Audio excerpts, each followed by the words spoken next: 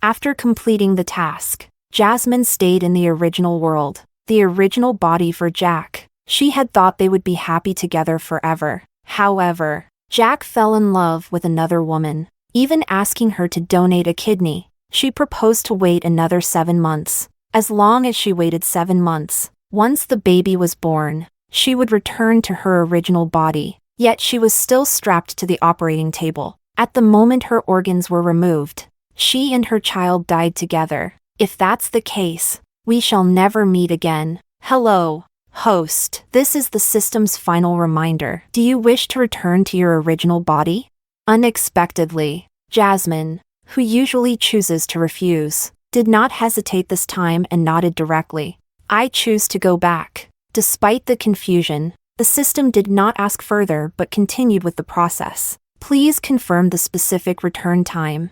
Host. Jasmine slowly lowered her head and touched her belly, a rare smile appearing on her tired face. 7 months. Just give me 7 more months. This is my child with Jack. He has finally come into my womb, and I must let him see this world. With a ding, the system issued a confirmation command and then disappeared. Jasmine collapsed onto the sofa, staring blankly at the boastful message sent by Amelia on her phone. In the photo, Amelia proudly wears the diamond-studded necklace, shyly leaning on Jack's shoulder. That necklace was originally a birthday gift that Jack promised to give her, but now the necklace sparkles around Amelia's neck, and Jack has unsurprisingly broken his promise for her birthday. No one knows that Jasmine actually soul-transferred into this body when she was 6 years old. At that time, the real Jasmine tried to snatch her bracelet while she was crossing the street, but a giant truck came around the corner. In a moment of crisis, she chose to push Jasmine away,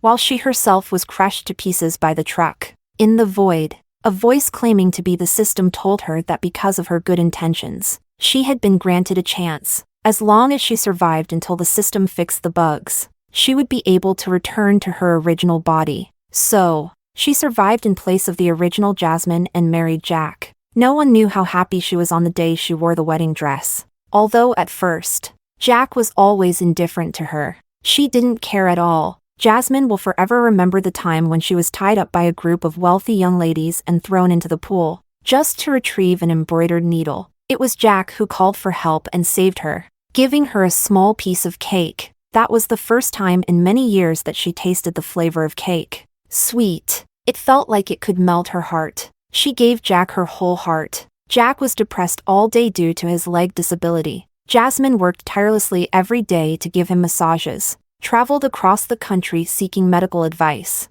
and even knelt at the door of a traditional Chinese medicine doctor for 3 days and nights just to obtain a prescription, until the ambulance took her away. Perhaps it was her sincerity, or maybe the traditional Chinese medicine doctor recognized her talent, but she was allowed to follow him to gather herbs. She was very diligent and hardworking. Every time she devised a new method, she would first try it on herself. Because of the drug trial, she almost ruined her appearance. Despite her best efforts to save it, a hideous scar remained on her forehead that would not fade. Jasmine still remembers the day when Jack discovered her with that scar. The usually indifferent man surprisingly reddened his eyes but pretended to be calm as he turned his head away. I am just a useless person. You don't need to treat me this way. Since then, Jack has changed. He always followed her, firmly refusing to let her experiment with drugs again. He would secretly learn to cook from the family chef, just to make her a hearty breakfast.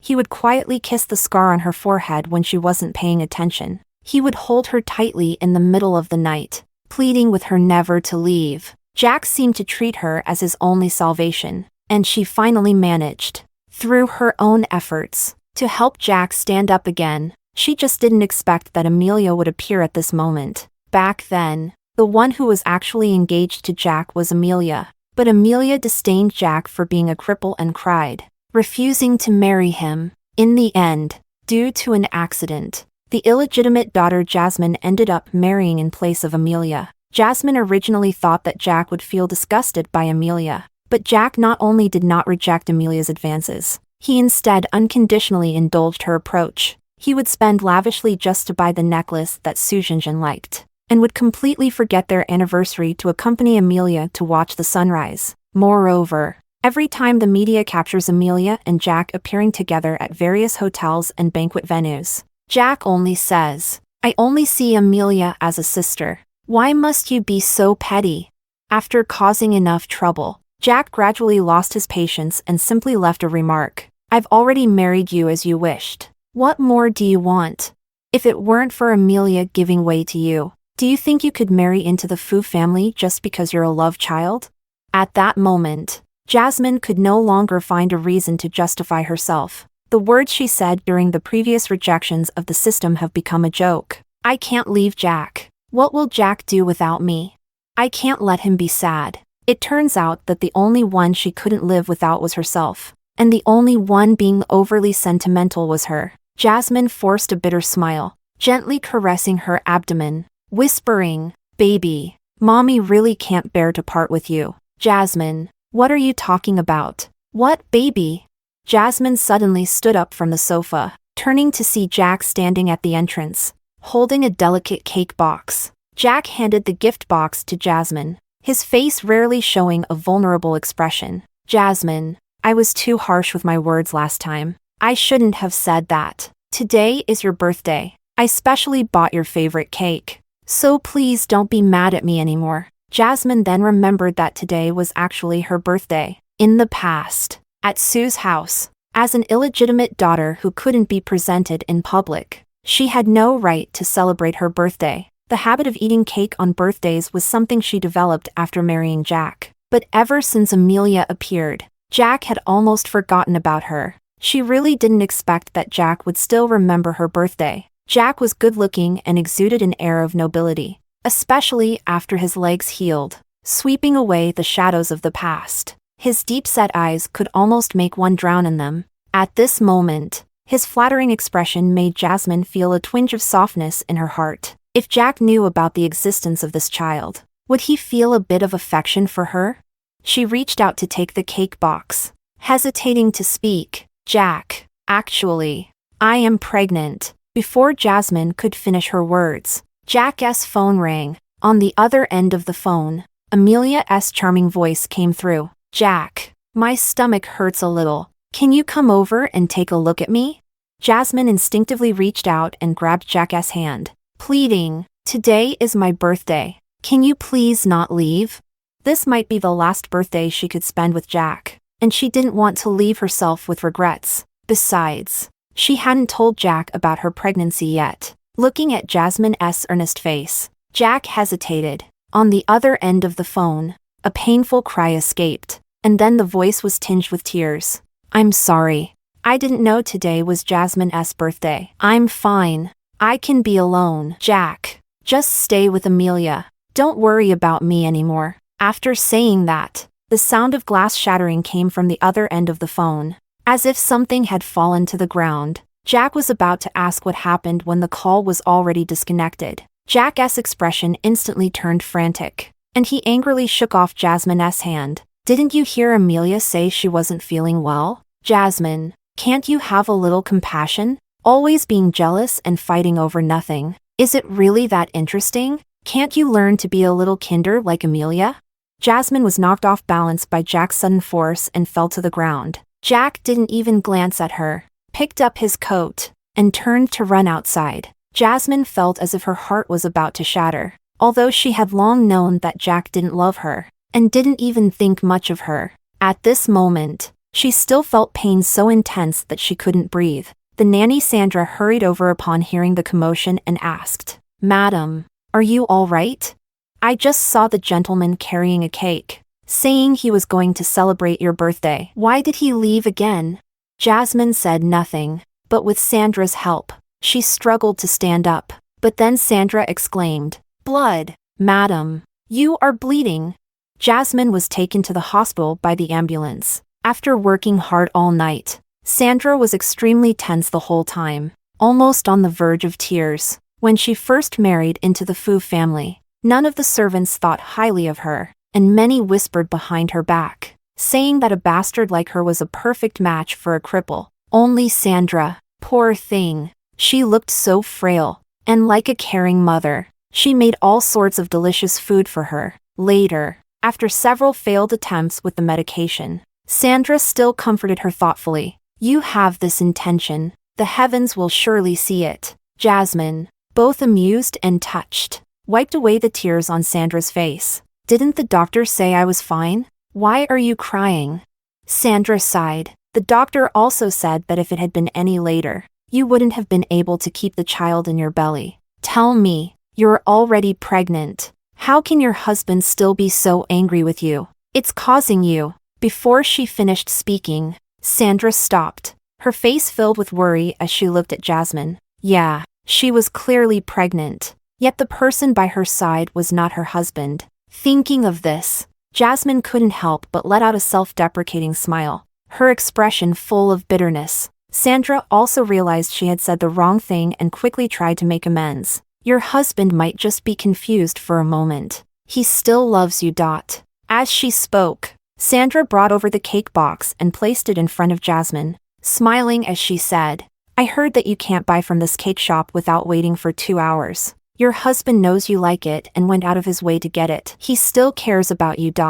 However, when she opened the box, there was only half of the cake left inside. The originally exquisite frosting was now a chaotic mess, with only half of the cake base remaining and the words Happy Birthday sloppily lying in the middle of the box. It was clearly something that had been eaten by someone else. Sandra was left speechless. How could this happen? This was clearly brought back by my husband himself. Perhaps numbed by the pain, Jasmine was surprisingly calm at that moment, even managing to glance at the message she had just received on her phone. It was sent by Amelia. The content of the message is a photo. In the photo, Amelia is proudly eating a cake, and the color and shape of the cake are exactly the same as the half piece left in the box. Below is a line of text. Is the half piece of cake I left behind delicious?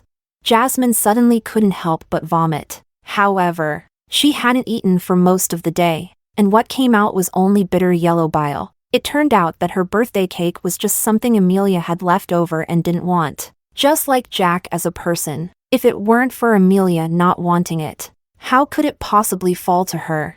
And when Amelia wanted it, all she had to do was wave her hand, and Jack would leave without looking back. Sandra nervously helped her catch her breath, and seeing that she was feeling a bit better, quickly threw the remaining cake into the trash can, so that Jasmine won't be sad when she sees it. How could a perfectly good birthday turn out like this? At that moment, a voice suddenly came from the emergency room door. Jasmine, what are you doing here? Jack strode over, his brow furrowed and his face haggard, clearly exhausted from a long night. Still clutching a handful of payment slips, one of the corners of the page was turned up, revealing Amelia's name. It turned out that while she was lying in the emergency room in pain to save the pregnancy, her husband was in the same hospital, but running around for another woman. When Jack walked in, Sandra timely stepped out, leaving the space for the two of them. Seeing Jasmine's pale face, Jack's brows furrowed even tighter. He walked to the bedside and held Jasmine's hand, only to feel that it was icy cold. Jasmine, are you sick? Why didn't you tell me? Jasmine only felt exhausted, pulling her hand away coldly without saying a word, not even wanting to give the other person a glance. Jack was embarrassed, his face not looking good. Yet he still endured. Jasmine, stop throwing a tantrum. I'm already here. What else are you dissatisfied with? Jasmine almost couldn't help but laugh out loud. If he truly cared about her, he would know what was wrong with her just by taking a closer look at the medical report on the bedside table. Unfortunately, from beginning to end, Jack did nothing but question her. If you want to take care of Amelia, go ahead. I won't stop you. Whether it was Jasmine's indifference or the words she spoke, it deeply hurt Jack. Just looking at Jasmine's frail appearance, he couldn't muster any anger. He was about to take a deep breath to calm himself down when he turned and saw the cake in the trash can. The words Happy Birthday were buried in the mushy cream, and Jack could only feel that his heartfelt intentions were trampled underfoot. Is the cake yours to throw away? Jasmine looked up, meeting Jack's furious face. Yes. In the next moment, Jack's furious voice echoed throughout the entire hospital room. Just because of jealousy, you actually threw the cake I gave you into the trash? In the past, even a wildflower he casually picked by the roadside, Jasmine would treat as a treasure, placing it in a vase and changing the water daily. And now, she actually dares to casually throw away the cake he waited over 3 hours to buy. Jasmine, you did well. How could I marry a woman who only knows how to compete and be jealous? In the end, Jack stormed out angrily, leaving Jasmine alone, curled up in the blanket, crying silently. So, does she not even have the right to discard something that Amelia doesn't want? Sandra walked in and compassionately hugged Jasmine. She had heard every word of the argument between Jasmine and Jack just now. She couldn't understand how Jack could treat Jasmine, who was wholeheartedly devoted to him, like this. It's just that she no longer had any reason to defend Jack's actions. Early in the morning, Jasmine asked Sandra to help her with the transfer procedures. She really didn't want to see Jack and Amelia here anymore. I unexpectedly ran into someone just before being discharged. Ryan is her twin brother. They grew up relying on each other since childhood. Mother is Sue, father's mistress raised outside, who fantasizes about using the child to force a marriage into Sue family. But when she caused a scene at the door, she collided with the Sue family madam. At that time, the lady of the Sue family was already 7 months pregnant, and in a fit of anger, she started to bleed. In a rush to the hospital, she barely gave birth to Amelia, but she herself couldn't make it. In a fit of anger, Sue's father cut off his mother's living expenses. Their mother was addicted to gambling, and after failing to seize power, she unleashed all her fury on Jasmine and Ryan. As a child, Jasmine was most afraid of being beaten with a rattan stick by her mother. Every day upon waking, she worried whether she and her brother would be sold to pay off gambling debts. During the hardest times, the two of them survived for 3 days on a single steamed bun given to them by a neighbor. Afraid that her brother wouldn't eat the only steamed bun, she could only make up an excuse, saying that the neighbor actually gave her 2 buns. In reality, her other bun was just a piece of round foam. At that time, Ryan was so hungry that he was dizzy and couldn't even tell the difference between the bun and the foam, which is why he reluctantly ate the only bun. Later, after 3 days without food, Jasmine completely fainted. Before losing consciousness, she only heard Ryan crying out loudly while holding her. Jasmine, Jasmine, don't die. Brother, don't Jasmine die. Jasmine promised brother that we would always be together.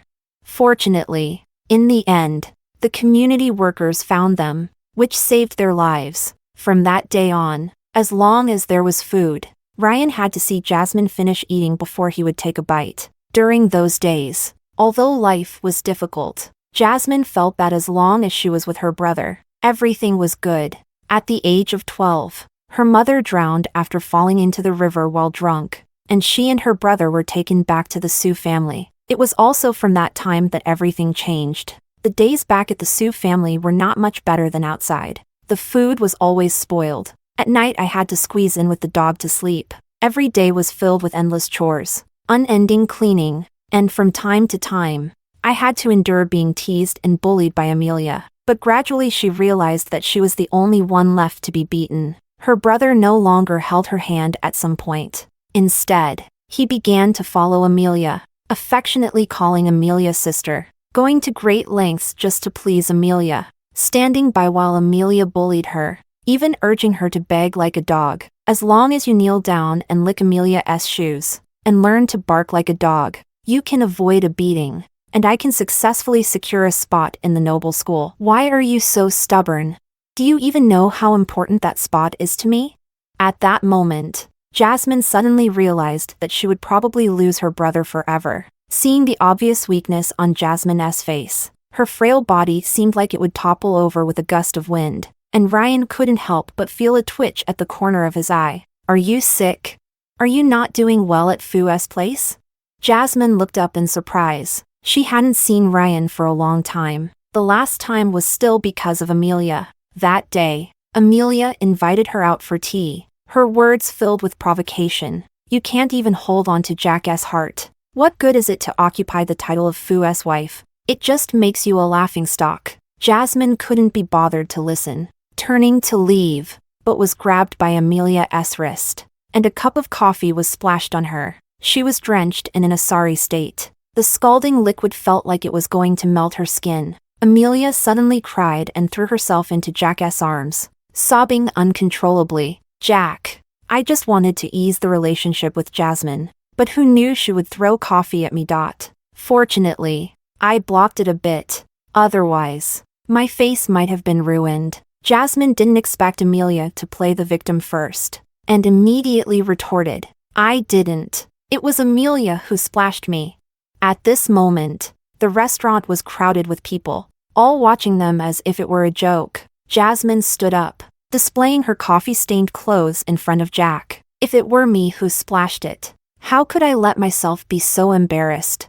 At that moment, Jasmine clearly saw the hesitation on Jack's face. Ryan suddenly stepped out of the crowd and stood in front of Jasmine. I can testify. Before Jasmine could feel happy, Ryan's next sentence plunged her into an endless abyss. I saw with my own eyes that it was Jasmine who wanted to splash coffee on Amelia, and Amelia just blocked it. The memories made Jasmine's head throb with pain. The Ryan who was testifying falsely in the cafe and the Ryan in front of her who cared for her seemed to overlap, making it hard for her to distinguish which one was her brother. A cold wind blew through, creeping into Jasmine's neck, and she couldn't help but shiver. Ryan quickly stepped forward, taking off his coat and draping it over her, his tone somewhat reproachful. You've been in poor health since childhood, are afraid of the cold, and now you're sick. Why can't you learn to take care of yourself?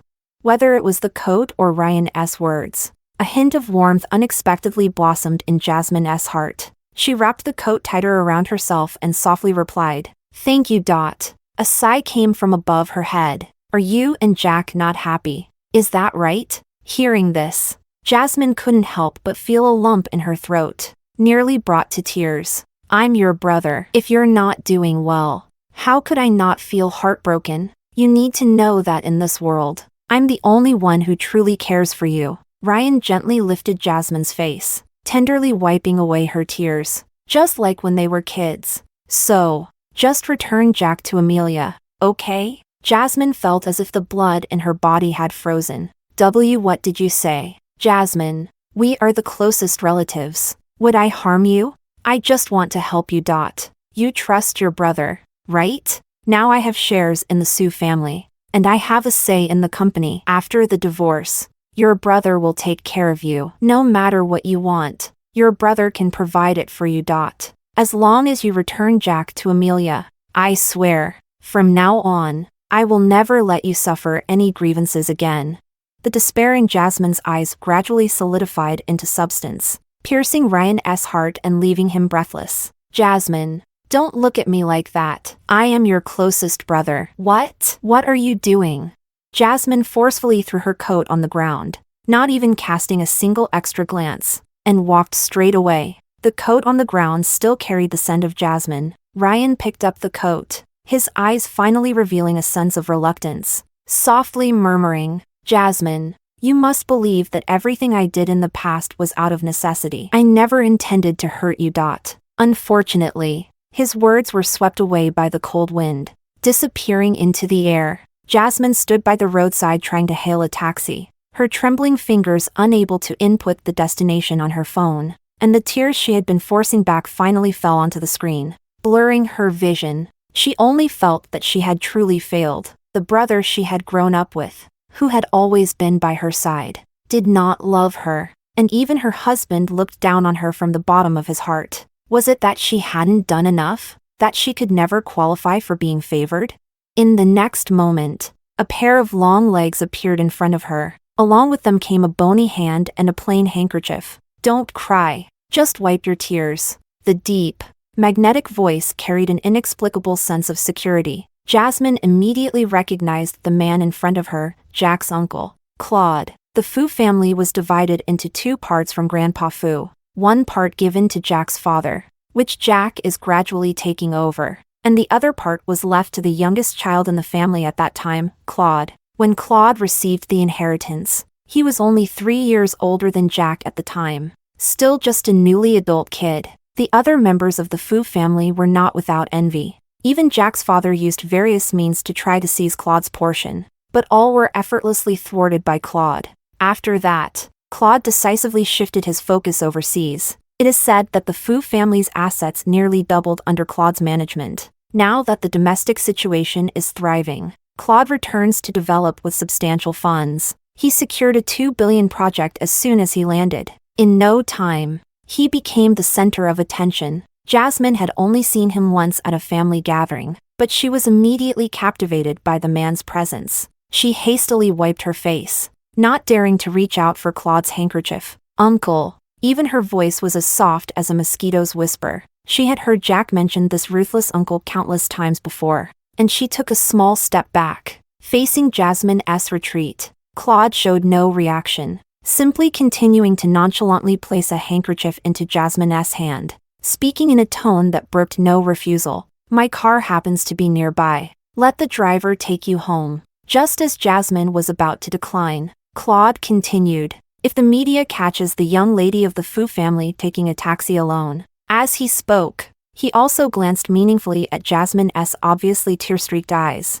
adding, "For Jack, it's not really a good thing, being sent home with hindsight." Jasmine only then noticed that she had been nervously clutching her handkerchief all the way. Now, the originally neat handkerchief had become wrinkled. She didn't know when she could return it to her uncle. Thinking of this, Jasmine hurriedly and carefully washed the handkerchief clean, then ironed it until it was smooth and neat. Her cautious demeanor even made Sandra unable to help but tease. "This handkerchief was given to you by your gentleman, right? Look at how you treasure it." Jasmine paused her movements, but her mind was thinking, in 7 months, she would completely leave. It was time to slowly erase her traces in this home. Jasmine smiled at Sandra and got up to go upstairs. After tidying up, she realized that her belongings were not many. Most of them were the medical tools and herbs she had kept for Jack's ill treatment. She also has a carefully treasured box that she has kept for a long time. Inside are all the gifts that Jack sent her. In 5 years of marriage, aside from the initial coldness, the things Jack sent were not many, and in total, they weren't even worth 1/10 of the necklace given to Amelia at the auction. Jasmine cherished everything like a treasure. Jack gave her a flower, a piece of candy, a ring, a hairband, a birthday card, a commemorative album, and the little piggy bank they made together. What once brought her so much joy now filled her with sorrow. Jasmine packed all these items into a cardboard box and moved it to the empty space behind the house. A fire. The sweet memories of the past burned wildly, quickly merging with the evening glow on the horizon. It turned out that letting go of those things was not as painful as she had imagined. Instead, it was an endless liberation. Bella, unbeknownst to her, had approached Jasmine's side. Bella is Jasmine's pet dog. When she first returned to Sioux family, she slept every night in Bella's doghouse. Fortunately, at that time Bella was just a puppy, so it didn't feel crowded for one person and one dog to sleep in the doghouse. Jasmine still remembers those cold winter nights. If it weren't for Bella keeping her warm with her body heat, she probably would have frozen to death long ago. After marrying Jack, she brought Bella along with her. Bella affectionately nudged Jasmine's neck with her nose. Now, Bella is already an aging old dog. Her movements no longer agile, and even her sense of smell has gradually deteriorated. The doctor also said that she doesn't have much time left, but Bella can still easily sniff out all of Jasmine's sadness and sorrow, coming to her side to comfort her when she needs it the most. Jasmine embraced Bella, feeling her body gradually warming up. Soon she will leave this body. Fearing that Bella will have a hard time adjusting, she has already contacted a family that can take good care of Bella, and will send Bella them in a couple of days. If Bella can hold on until she returns to her original body, she will take Bella with her and accompany Bella through the last days. This might also be the last time Bella and she spend together. Thinking about this, Jasmine finally revealed one of the few smiles she had in recent days. In a daze, listening to Bella's breathing, Jasmine slowly fell asleep. In her dreams, she returned to the time when Bella was full of life. In the sunlight, she ran on the lawn with Bella, while Jack watched them from a distance, smiling gently and calling her name. "Jasmine, come here. Jasmine, come to my side. Jasmine, Jasmine, Jasmine." Jasmine was awakened by Amelia's voice. During her days at the Sioux family, she had been punished countless times by the owner of that voice, made to stand in the freezing cold wearing only a thin garment. or to go into the deep mountains at midnight to catch snakes, or even to be slapped in front of everyone. She had a subconscious fear of Amelia's voice, but as she shrank back, Amelia looked at her with a smile, like a harmless rabbit. Jasmine, what are you afraid of? Did you have a nightmare? Jasmine instinctively looked around. Sure enough, Jack was standing not far away, his gaze towards her complicated. Bella quickly ran forward, shielding Jasmine and baring her teeth at Amelia. Jasmine gently patted Bella's head and looked directly at Amelia. What are you here for? Upon hearing this, Amelia smiled even more flamboyantly, her hands intentionally or unintentionally playing with the diamond necklace around her neck. I heard from Jack that you were sick, so I thought I'd come and see you. These past few days, Jack has been busy taking care of me in the hospital, and hasn't had time for my sister. I feel very guilty. Sister, you won't blame me, will you?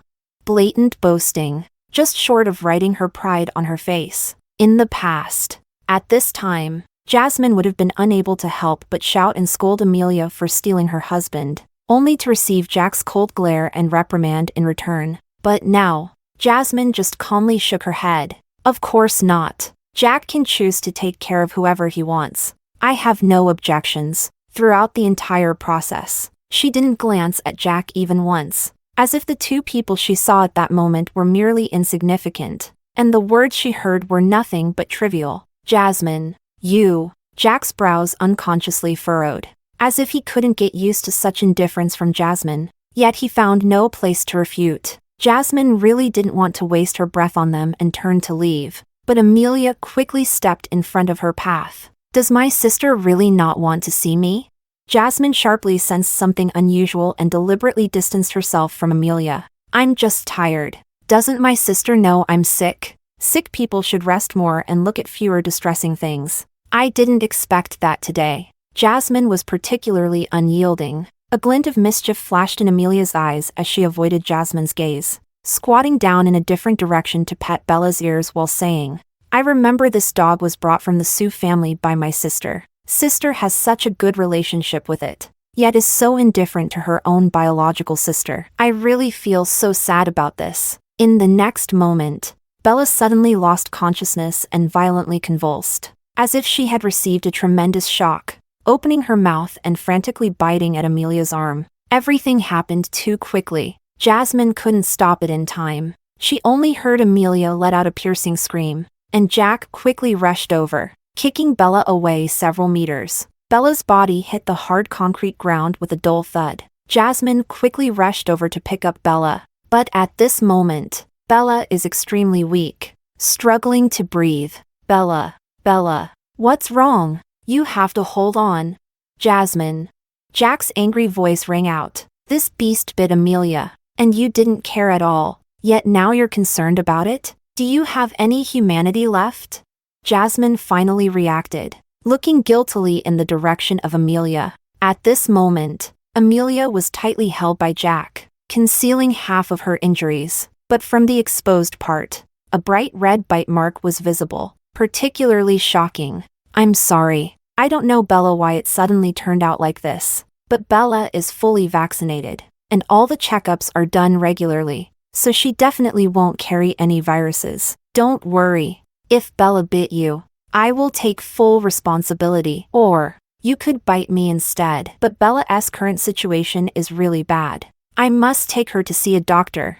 Seeing Bella's heartbeat getting weaker, Jasmine felt as if her own heart was being tightly squeezed by someone. She would rather it be her lying here, on the verge of death. She exerted all her strength to lift Bella, but heard Amelia's weak voice coming from behind. Bella is the dog raised by my sister, so of course she listens to her the most. Although I know my sister has never liked me, I never expected her to instruct a dog to bite me.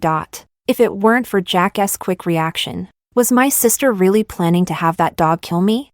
Amelia's accusation struck Jasmine like a thunderbolt, nearly causing her to stumble, but she knew very well that since Bella had bitten Amelia, both emotionally and logically, she could not afford to argue with Amelia at this critical moment. Bella didn't mean to. She really didn't. It doesn't matter whether it was intentional or not. Jasmine's pale rebuttal was interrupted by Jack, She instinctively knew that what Jack was about to say would not be good, and indeed it was not. All she heard was Jack gritting his teeth, clearly on the verge of fury. This dog must die.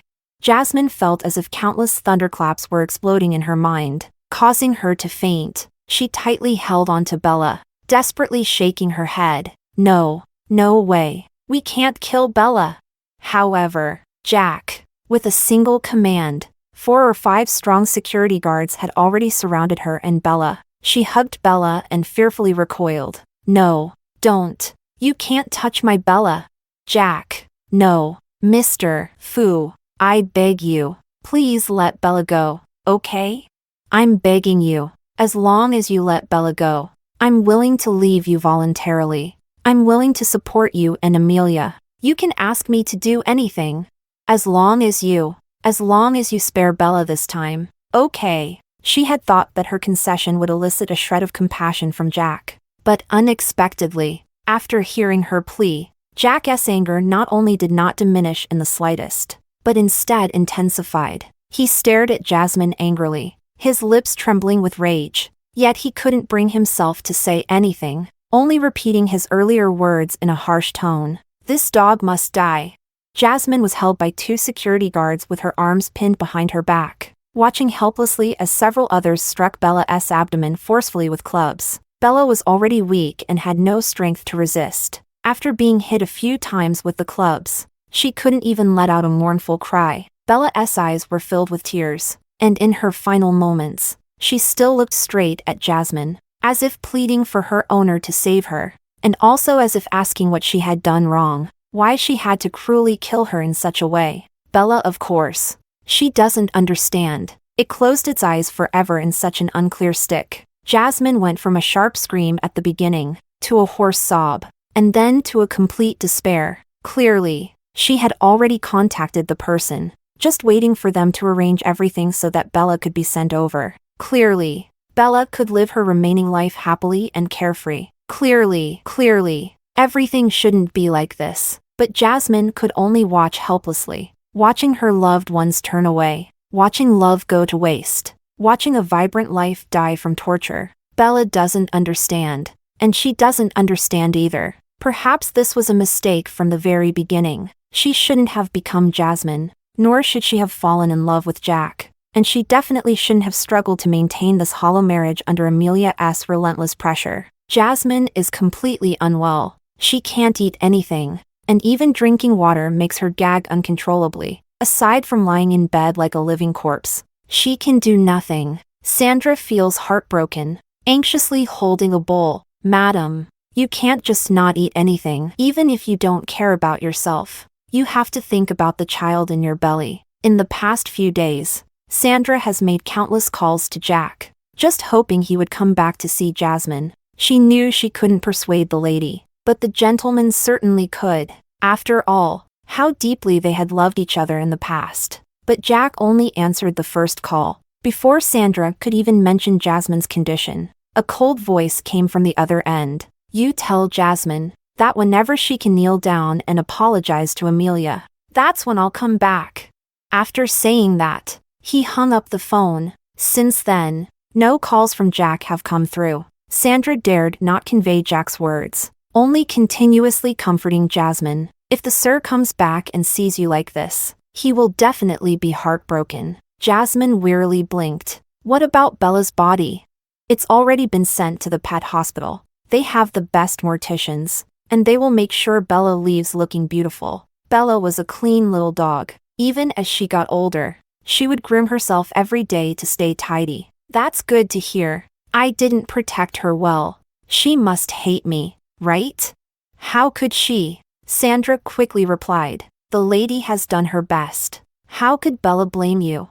Besides, this isn't the lady's fault. Yeah, even an outsider like Sandra could say such a thing. Yet Jack wants her to kneel and apologize to Amelia. It's truly ironic. When Sandra called, she thought Jasmine was asleep, so she didn't bother to lower her voice. But what she didn't know was that at that moment, Jasmine was already awake and had clearly heard everything. Suddenly, a flurry of hurried footsteps came from outside. Sandra got up to open the door. and a hand had already grasped the doorknob and barged in. Jazz. Jack's voice froze in shock upon seeing the emaciated Jasmine. How could you? How could you? Is the illness this severe? The words that followed Jack couldn't bring himself to say, as if a sharp knife was piercing his heart, making it hard for him to breathe. Madam hasn't eaten anything for many days. Sir, you should really persuade her well. Don't let her harm her health. After saying that, Sandra wisely stepped out. Jack wanted to reach out and touch Jasmine's face, but she evaded him. He took a deep breath. Are you trying to force me back by starving yourself? Jasmine's eyes were blankly staring at the falling leaves outside the window, her breathing so light it was almost inaudible. Jack's deep-seated anger and confusion dissipated significantly upon encountering Jasmine's hollow gaze, and his tone softened involuntarily. I can forgive you. In exchange, you need to donate a kidney to Amelia. Jasmine's forehead twitched, as if she had heard an unbelievable request. What did you say? Hearing Jasmine's hoarse voice, Jack's expression changed slightly, and even his breathing became tense, his tone weakening further as he spoke. After being bitten by your dog, Amelia went to the hospital for a full checkup, and the results showed abnormal kidney function. The doctor said she needs a kidney transplant. I conducted screenings throughout the city, and your kidney is currently the only one that matches. Having figured out the situation, Jasmine suddenly burst into laughter. Got it. So, I'm not just Amelia's substitute. Even my kidney is. What are you talking about? Jack's expression suddenly became serious. I have never considered you a substitute. Jasmine did not continue with his words but instead asked. So, I have to donate a kidney, right? Jack pressed his lips together. It's just one kidney. I promise. I will hire the best medical team, and we will minimize any harm to you. Isn't it true that even if it is reduced to the smallest size, there will still be damage? Why do you have to say that? From now on, I will take good care of you, and we will be just like before. You will live healthily. Really? What if I said I was pregnant? Ever since she learned about the pregnancy, Jasmine had been looking for a suitable opportunity to tell Jack, but she never expected that the moment she would finally say it would be in such a situation. Impossible! Jack immediately dismissed Jasmine's words without a second thought, his gaze cold. Even if you are unwilling to donate a kidney, there's no need to use such words to deceive me. It turns out that even the hardest heart can feel pain, even though she had long recognized that Jack didn't love her at all. At this moment, Jasmine still felt a deep sorrow for her own sincerity. Jasmine's silence was like a spark, completely igniting Jack's anger. You have already caused Amelia's mother to die. Do you really want to kill her now? Jasmine, how could you be so cruel? So that's how it is. No wonder Jack has always looked down on her. No wonder no matter what she does, she cannot replace Amelia's position. It turns out that the daughter of a murderer can only be a murderer. She will never deserve true love. Jasmine desperately closed her eyes. When she opened them again, only a void of silence remained. Jack sharply sensed something. It was as if something was uncontrollably slipping away from him. Yet he had no way to stop it. He only heard Jasmine say, "Then give me 7 more months, please. In 7 months, I will give my kidney to Amelia." In fact, given Jasmine's current physical condition, even if she agreed, Jack would not be able to arrange the surgery immediately. At least we have to wait for Jasmine to recover, full of vitality and sunshine. Just like when he encouraged him not to give up hope of standing up again back in the day. Thinking back to the past, Jack almost fled in panic. Jasmine rarely managed to sleep. When she opened her eyes, she found herself lying in a strange operating room. Amelia walked in and their eyes met. What are you going to do? Jasmine tried to stand up, but found her legs were already tied. Of course, I'm going to take your kidney, but I clearly made plans with Jack. Bringing you here was Jack's idea. Amelia smirked sarcastically. You don't really think Jack would let me wait for 7 months, do you? Jack said he wants me to get better as soon as possible, no matter the cost. In an instant, Jasmine felt as if she had fallen into an ice cave. She had seen Jack's heartlessness before, but she never expected that to temporarily placate her. Jack would actually learn to deceive. Although she hadn't eaten for many days, in the face of death, Jasmine still instinctively erupted with a strong desire to survive. She swiftly grabbed a scalpel and pressed it against Amelia's neck. Her strength was too great. The sharp blade sliced through Amelia's neck, and the large diamond necklace shattered, scattering countless white beads across the ground. Amelia was so scared that she cried out, "Jasmine, are you crazy? Do you dare to kill me? Don't you want to live anymore?" At that moment, a figure flashed by, and the next second, Jasmine felt a hard blow to her right shoulder. Few people know that she has an old scar on her right shoulder, a result of blocking a crazed knife attack from her mother for Ryan. That day, she lost a lot of blood and nearly died on the operating table. And at this moment, that wound was precisely struck. Jasmine turned her head in disbelief and indeed saw Ryan. Ryan was still holding a half-broken glass bottle. The remaining people quickly took this opportunity to subdue Jasmine. From beginning to end, Jasmine could only stare at Ryan in disbelief. Gasping for breath, Ryan's expression was complicated, but mostly filled with resentment. "Jasmine, it's just a kidney. Why can't you give it to Amelia? As long as you agree, Amelia will split her shares with us. I can stand more firmly in the company, and you can have a better life after the divorce. Why not? Amelia, even if not for yourself, can you at least think of me? I don't want to live like this forever." Jasmine slowly closed her eyes. At that moment, she completely lost all her strength. In a daze, she was anesthetized and placed on the operating table. Everything was a mess. It seemed like someone was constantly talking in her ear. "What's going on? How did the donor get pregnant? This is bad. The intrauterine blood pressure is too low. The person won't survive. No matter what, we must save that kidney." Before stopping breathing, Jasmine showed a smile. "It's good.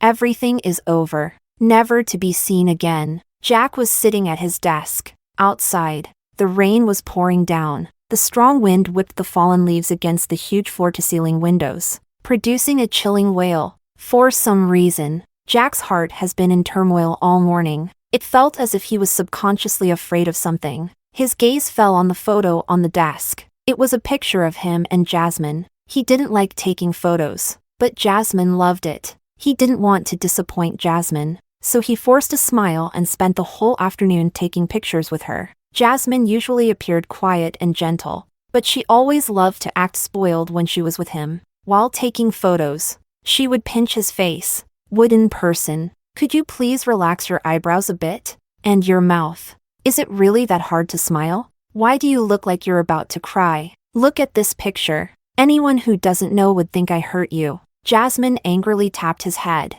pouting her lips in a long line, with a defeated expression. "Wooden person, you are really going to drive me crazy." Wooden felt a bit deflated as he leaned his head against Jasmine's neck. "That won't do. If Jasmine gets driven to death by me, I'll immediately slit my throat in a show of loyalty." In the end, Jasmine spent 2 days selecting from hundreds of photos before finally choosing this one that was presentable. Jack urgently took the photo out of the frame, pressing it tightly against his chest. Trying to suppress the unease within, he immediately dialed a phone number. "How is the lady doing now?" The security captain on the other end casually glanced at the surveillance, feeling puzzled. Hasn't Fu always been indifferent to this lady? Why has he called several times this morning to inquire about her condition?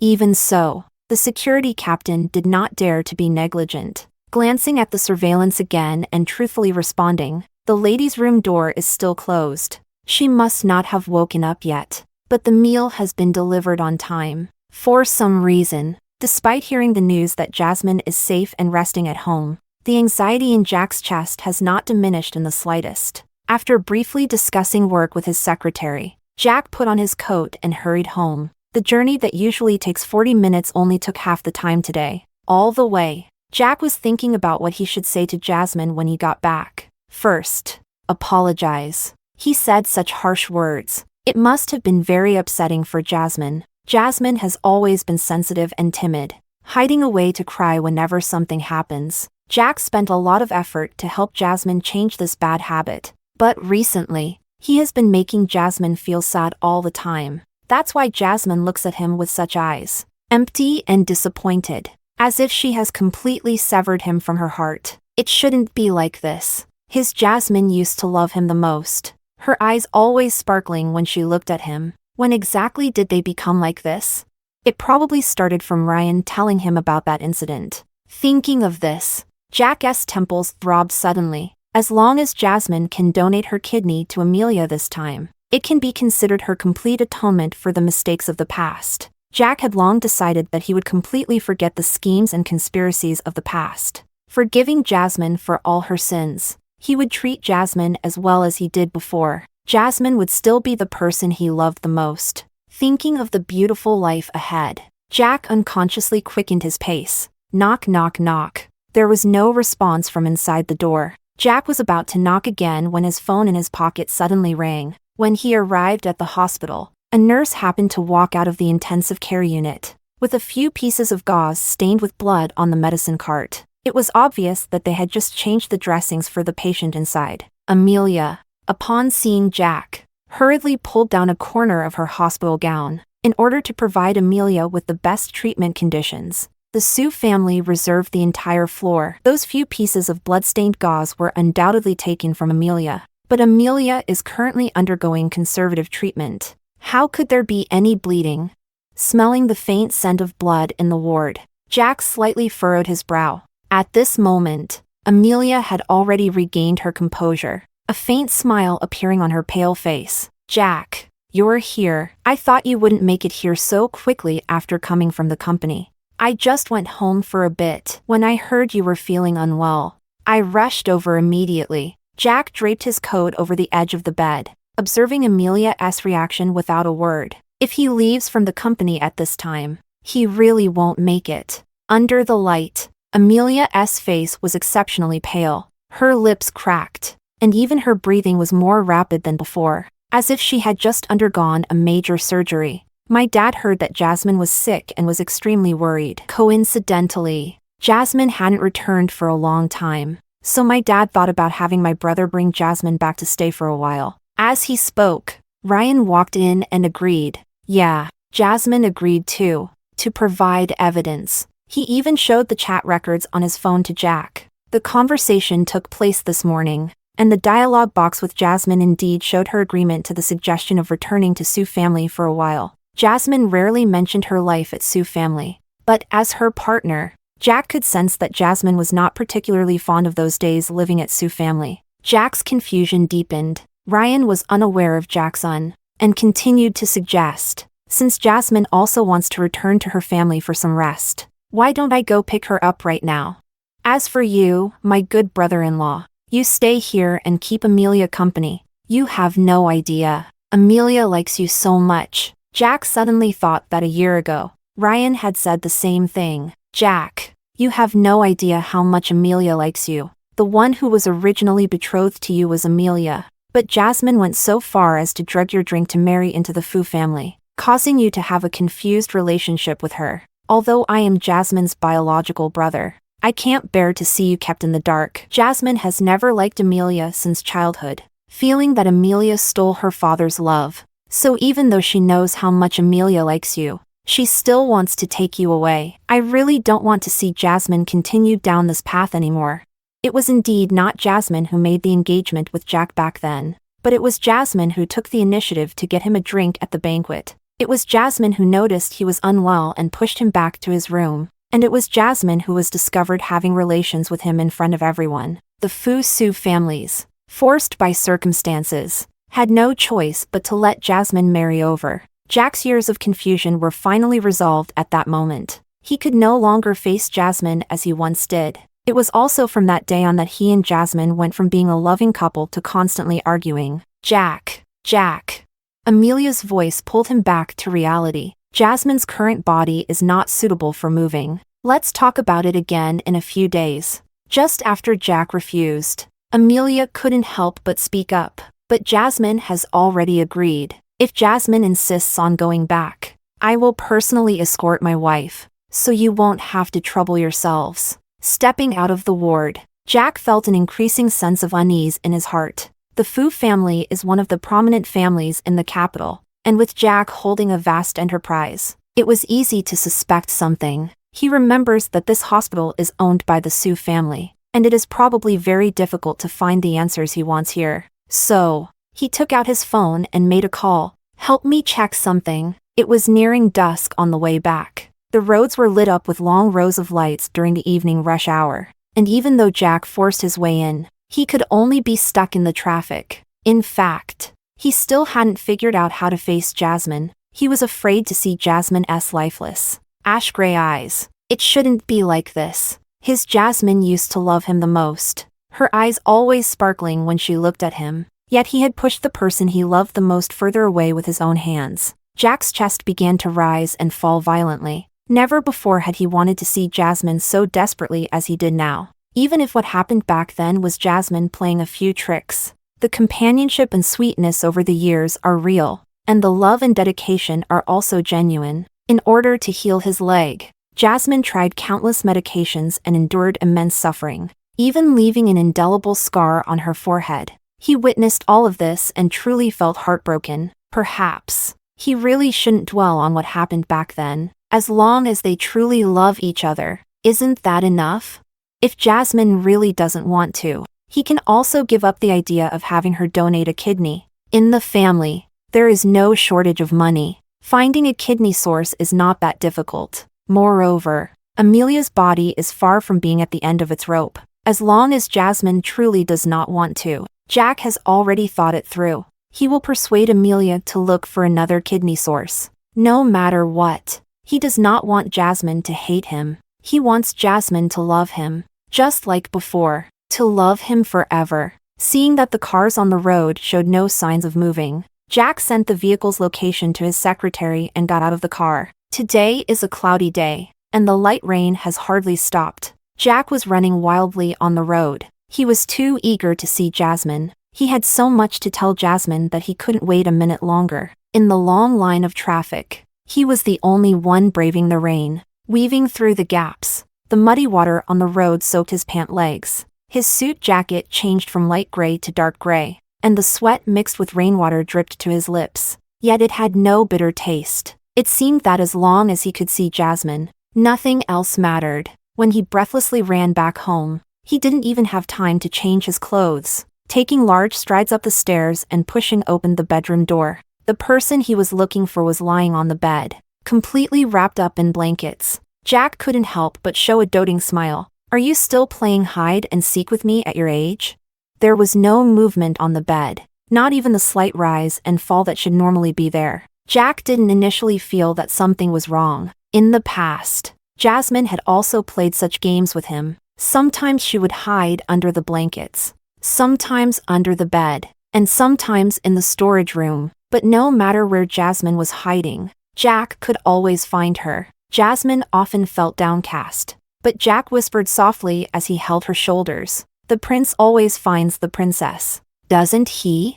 Then, he gently stepped forward and lifted a corner of the blanket. But inside, there were only 2 pillows. At this moment, Jack already felt something was off, but he still suppressed his inner unease and smiled. "Jasmine wants me to come find you, doesn't she?" He leaned down, and there was nothing under the bed. The wardrobe was opened in turn, and besides clothes, there was nothing else. The storage room was also empty. Even the medicine and herbs that should have been stored inside were gone. Jasmine has a deep interest in traditional Chinese medicine, and fearing Jack's recurring illness, she often fiddles with these things in her spare time. Jack frantically searched every room in the villa, yet still did not see Jasmine's figure. He stood there in disbelief, his body trembling violently. Where has Jasmine gone? Since yesterday, Jack has reviewed all the surveillance footage. The security captain stood to the side like a quail, cold sweat trickling down his back. I also don't know why the surveillance from last night would be broken. Ming, we've all checked it. Could it be that the lady ran out by herself? In the next moment, a hole was smashed into his head. Crimson blood dripped onto the ground, quickly forming a puddle. Jack's expression was extremely fierce. "If I can't find Jasmine, I want you to accompany her in death." The phone rang abruptly. "Fu, regarding the physical condition of Miss Amelia that you asked me to check, I have indeed found abnormalities. On the other end of the line was the best kidney specialist in the capital, whom he had specifically arranged. Do you mean Amelia's situation is not right? Compared to the data from the last 2 days, it is indeed not quite normal. As he spoke, Jack received several lab reports on his phone, which detailed Amelia's current examination situation. Jack was not interested in those technical terms. He just wanted a definite answer. Just tell me whether Amelia's condition has worsened or improved. The director is considered a veteran in the industry and is rarely interrupted in person, but he did not dare show any dissatisfaction in front of Fuser. Although some indicators are not quite normal, the specific direction indicates improvement. It was as if the director paused, choosing a more cautious way to say it. I need to analyze the specific situation further before I can draw a conclusion. However, I reviewed Miss Amelia's past medical records and found that she had received a rabies vaccine 10 days ago. A rabies vaccine 10 days ago? A thought flashed through Jack's mind. Soon, his thoughts were validated. Sandra found him with a package in hand. In the past few days, Sandra had been busy handling Bella's affairs for Jasmine, and upon discovering this item, she didn't dare to be careless and immediately sent it for testing, only to find Jack when the results came out. This was found on Bella at the pet hospital. Unwrapping the outer packaging, there was surprisingly a long and thin needle inside. To be honest, if it weren't for the meticulousness of the pet hospital staff, this thing might not have been discovered. Saying this, Sandra took out another inspection report. I have already sent it for testing, and there are still large amounts of stimulants on this needle, and just a little bit of the stimulant is enough to make an adult elephant suddenly go wild. 10 minutes later, Jack found Amelia. When Amelia saw Jack again, she initially thought he was there to apologize. In the next second, Jack threw a needle in front of her. Did you intentionally let Bella go crazy and bite you, just to frame Jasmine? Amelia instinctively denied. I didn't. Jack, you saw how badly I was hurt that day. How could I possibly injure myself like that just to frame Jasmine? Moreover, getting bitten by a beast can have serious consequences. What if? Are you trying to say? What if you get rabies? Jack snorted. So you went to get vaccinated in advance, didn't you? Do you still want to deceive me now? If it weren't for Amelia being bitten so severely, Jack would never have agreed to let Jasmine have a kidney transplant out of guilt. Looking back now, perhaps Jasmine had known about her condition all along. At this point, Amelia understood that Jack had already guessed everything. Denial was meaningless. She immediately tore off the 4-tube from her wrist and awkwardly knelt down in front of Jack. Jack, I didn't mean to. I just love you too much. I truly regret it. If I hadn't chosen to step back for the sake of Jasmine's reputation back then, the one who should be by your side now would be me. Because she pulled too hard, Amelia quickly bled all over her hand. If it were before, Jack would have gently helped her up and comforted her. But thinking about how Jasmine is still missing, he only feels a heart-wrenching pain. Why did he allow Bella to be beaten to death because of Amelia's clumsy acting, and even force Jasmine to donate a kidney? If he hadn't done that, would Jasmine still choose to run away? At that moment, the hospital door was pushed open forcefully, and Ryan rushed in. Jack, are you crazy? You know that Amelia is sick. How can you let her lie on the ground, bleeding so much? He angrily picked up the sobbing Amelia, who had fallen to the ground, and scolded her harshly. Can't you see how weak she is right now? Jack, who had just regained consciousness, felt a chill in his gaze. Amelia is too weak now. Weak to the point that she doesn't even look like a patient receiving conservative treatment. Recalling the director's hesitant hints, Jack took a deep breath and looked coldly at Amelia. I will not agree, Jasmine, to give you a kidney, and I will also stop all medical assistance for you. You are on your own. After leaving the hospital, Jack felt as if his heart was being pierced by countless needles. No blood was shed, yet the pain was suffocating. He had exhausted all his connections. Planes, high-speed trains, hotels. He even used connections to compare the facial recognition data of Jasmine from the street surveillance cameras, but found nothing. Because he didn't trust others, he set aside all his work at the company and spent the last few days watching the surveillance footage around the villa alone. Feeling dizzy yet still finding no trace of Jasmine, It seems like this person has suddenly vanished from the world. Just when he was at his wit's end, he received a phone call. Jack brought a team of bodyguards surrounding the hospital room. Ryan was just in the hospital room giving Amelia her medicine, and upon seeing Jack's furious demeanor, his expression darkened. "Jack, what are you doing?" Amelia was so scared that she shrank back behind Ryan. She always felt that the fierce light in Jack's eyes gave her the illusion of being executed. Even when the incident with the dog was exposed, she had never seen such intense hatred in Jack's eyes. "Where have you taken Jasmine?" Amelia was shaking even more. "What are you talking about, Jack? You secretly brought Jasmine here and replaced her kidney. Now, I only have one question for you. Where exactly have you hidden Jasmine?" The director told Jack on the phone. According to the data from the past few days, Miss Amelia has already completed the kidney transplant surgery. Jack could only hate that he couldn't strangle this pair of vicious siblings to death, especially since Ryan is Jasmine's full-blooded brother. How could he do something so inhumane? But he can't. He still needs to know the whereabouts of Jasmine. At the command, the bodyguards at the door rushed in. Amelia was directly lifted up. "Hand over Jasmine, otherwise, I will make you wish you were dead."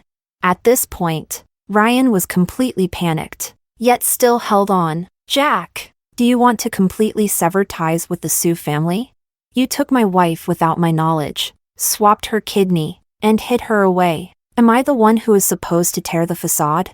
The bodyguard closest to Amelia landed a heavy punch directly on her abdomen. The wound from the kidney transplant had not fully healed, and the hospital gown was instantly stained red with blood. For a moment, the ward was filled with Amelia's heart-wrenching screams. "Jack, are you crazy? Stop it now! Amelia's wound hasn't healed yet. Are you trying to kill her? You lunatic!" Throughout the entire ordeal, Jack ignored Ryan's curses, not stopping the bodyguard's actions in the slightest. As Amelia was beaten to the brink of unconsciousness, Ryan finally changed his tune. "Yes, we did secretly bring Jasmine to the hospital for a kidney transplant, but it was just one kidney. Besides, we hired only the most authoritative doctors. Jasmine was perfectly fine. Just one kidney." Thinking about how desperate and broken Jasmine was when she was forcibly taken for the kidney removal, Jack felt an immense pain. He didn't want to waste words. Gritting his teeth and asking, "Where is she?"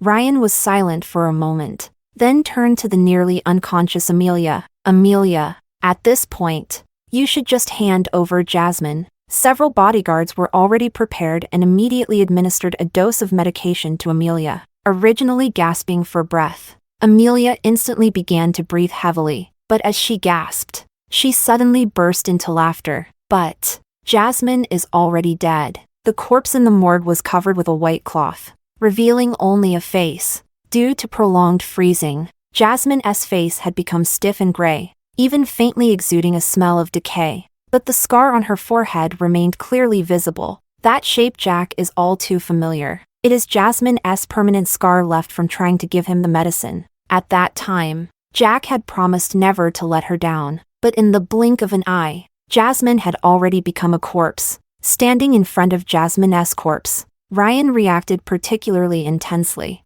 "How is this possible? Didn't you say it was just a kidney transplant? I hired the best doctor. How could such a simple surgery go wrong? You are lying." "Yes. Originally there was supposed to be no problem." Amelia laughed and suddenly started coughing violently. But who would have thought Jasmine was actually pregnant? It was like a thunderbolt struck. Jack opened his mouth, suddenly recalling what Jasmine had once told him. "What if I said I was pregnant?" That's right, Jasmine had once told him, but how did he respond back then? "Impossible. Even if you don't want to donate a kidney, there's no need to lie to me like this." He actually couldn't believe what his wife was saying. How could he not believe what his wife was saying? Ryan was still incredulously asking, "Since you knew Jasmine was pregnant, why didn't you tell me? Why did you insist on the kidney transplant?" "I didn't want this either." Amelia was particularly agitated. "I only found out halfway through the surgery that Jasmine was already pregnant. If I don't get her kidney, I will die." "Ryan, what are you pretending to be a good person for? Isn't it you who had Jasmine kidnapped? If you hadn't injured her, I might not have even been able to get her onto the operating table." Saying this, she turned her gaze to Jack, who had been silent the whole time. "Aren't you the one who keeps saying Jasmine is your wife? Didn't you know about her pregnancy? She must have told you. How could she not tell you? But you never told me that she was already pregnant. You even tacitly allowed her to donate a kidney to me while she was pregnant. Aren't you ashamed to come to me for an account now?" The bodyguards who followed were all looking at each other, unsure of what to do next, which gave Ryan the chance to break free. With a bang, Ryan landed a heavy punch on Jack, gripping his collar tightly, his eyes filled with blood-red fury. "Didn't Jasmine tell you? She already told you she was pregnant. Why did you still agree to the kidney swap? Do you have any humanity left? She is your wife." Jack immediately countered, even hitting harder than Ryan. "It's you? You're the one who brought Jasmine here. You killed Jasmine. I'm going to kill you." The two men's fists fell on each other one after another, until the bodyguards reacted and pulled them apart. Ryan's shouts went from hoarse at the beginning to heart-wrenching. While he was blaming Jack, wasn't he also hating himself deeply? He is Jasmine's elder brother. They grew up together. How many times did Jasmine protect him from their mother's beatings? And how many times did they huddle together to endure the cold winter nights? They were abandoned by their mother at home, with only a steamed bun given by a neighbor. But Jasmine tricked him into eating it. At that time, how could he not see that the other bun in Jasmine's hand was just a ball of foam? Yet he still chose to pretend he didn't know in order to survive. Fortunately, in the end, they all survived. At that time, he had vowed to always treat his sister well, even willing to pay the price of his life. But he broke his promise. After returning to Sue's family, he found that Amelia liked to bully Jasmine. As long as he steps lightly behind her, he can win Amelia's favor. And once Amelia allows him to follow behind, no one will call him a bastard. He can ride in the luxury car of the Sue family, enjoy exquisite meals, and attend an enviable elite school, as if the life of being treated like a dog, with meals that came only sporadically, no longer existed. The cost of all this is just to let Jasmine endure a little hardship. It's truly the best deal one could make. After all, that's the kind of life Jasmine used to live. After all, Jasmine is still living well. He is Jasmine's only brother. Shouldn't a sister sacrifice a little of herself for her brother to have a better life? Once he won Amelia's favor and completely took control of Sue's family, he could ensure that Jasmine would have a good life. In every instance from the past, Ryan always thought this way. Only by thinking this way could he lighten the burden in his heart a little. Jasmine never resisted, silently enduring everything. Just like back then when she gave up that bun. She gave up everything, but how could she have died? How could such a good Jasmine just die like that? He had clearly thought it all out. After the kidney transplant, he would take good care of Jasmine and never let her suffer again. He would repay all the debts he owed Jasmine in full. He would make Jasmine the happiest sister in the world. But why has it turned into this? Ryan couldn't come up with an answer. Jack's intrusion into the hospital with a group finally alerted the Sue family. When Sue's father arrived, what he saw was Amelia lying on the ground, barely alive, and two men covered in blood. He already knew everything on the way here. Moreover, the Sue family is no longer as powerful as the Fu family, and he can only bow his head and submit. On the other side, Jack brought Jasmine's body back to the Fu family, and called Claude. At this moment, Claude is busy going to the hospital. His fiancée, who was diagnosed as being in a vegetative state, suddenly woke up 5 days ago. Even if it was for the sake of appearances, he still had to pay a visit. Therefore, when he received Jack's call, he didn't ask much, just responded with an acknowledgement and hung up. He pushed the door open and immediately saw the girl sitting on the hospital bed. The sunlight fell on her face, as if draping a layer of fine gauze over it. The girl had crescent-shaped eyes, and the moment they met his gaze, her ears turned slightly red. For some reason, he inexplicably thought of another person, also timid and easily shy. She didn't dare to face him directly with the handkerchief, only daring to give it to the housekeeper when he wasn't around, along with a traditional Chinese medicine sachet as a token of gratitude. Nowadays, There are very few girls who can do needlework, especially those who can make such beautiful stitches. They are even rarer. By some strange twist of fate, Claude had kept that sachet with him all along. At this moment, he couldn't help but touch the sachet in his pocket, suddenly feeling an inexplicable sense of familiarity towards the girl in front of him. It's Claude who has come. Come in. Come in. Make yourself comfortable. Lynn's mother stood up to welcome him in, her kind face unable to hide her joy. Since Freya woke up, Lynn hasn't stopped smiling. Freya also raised her eyes and nodded at him.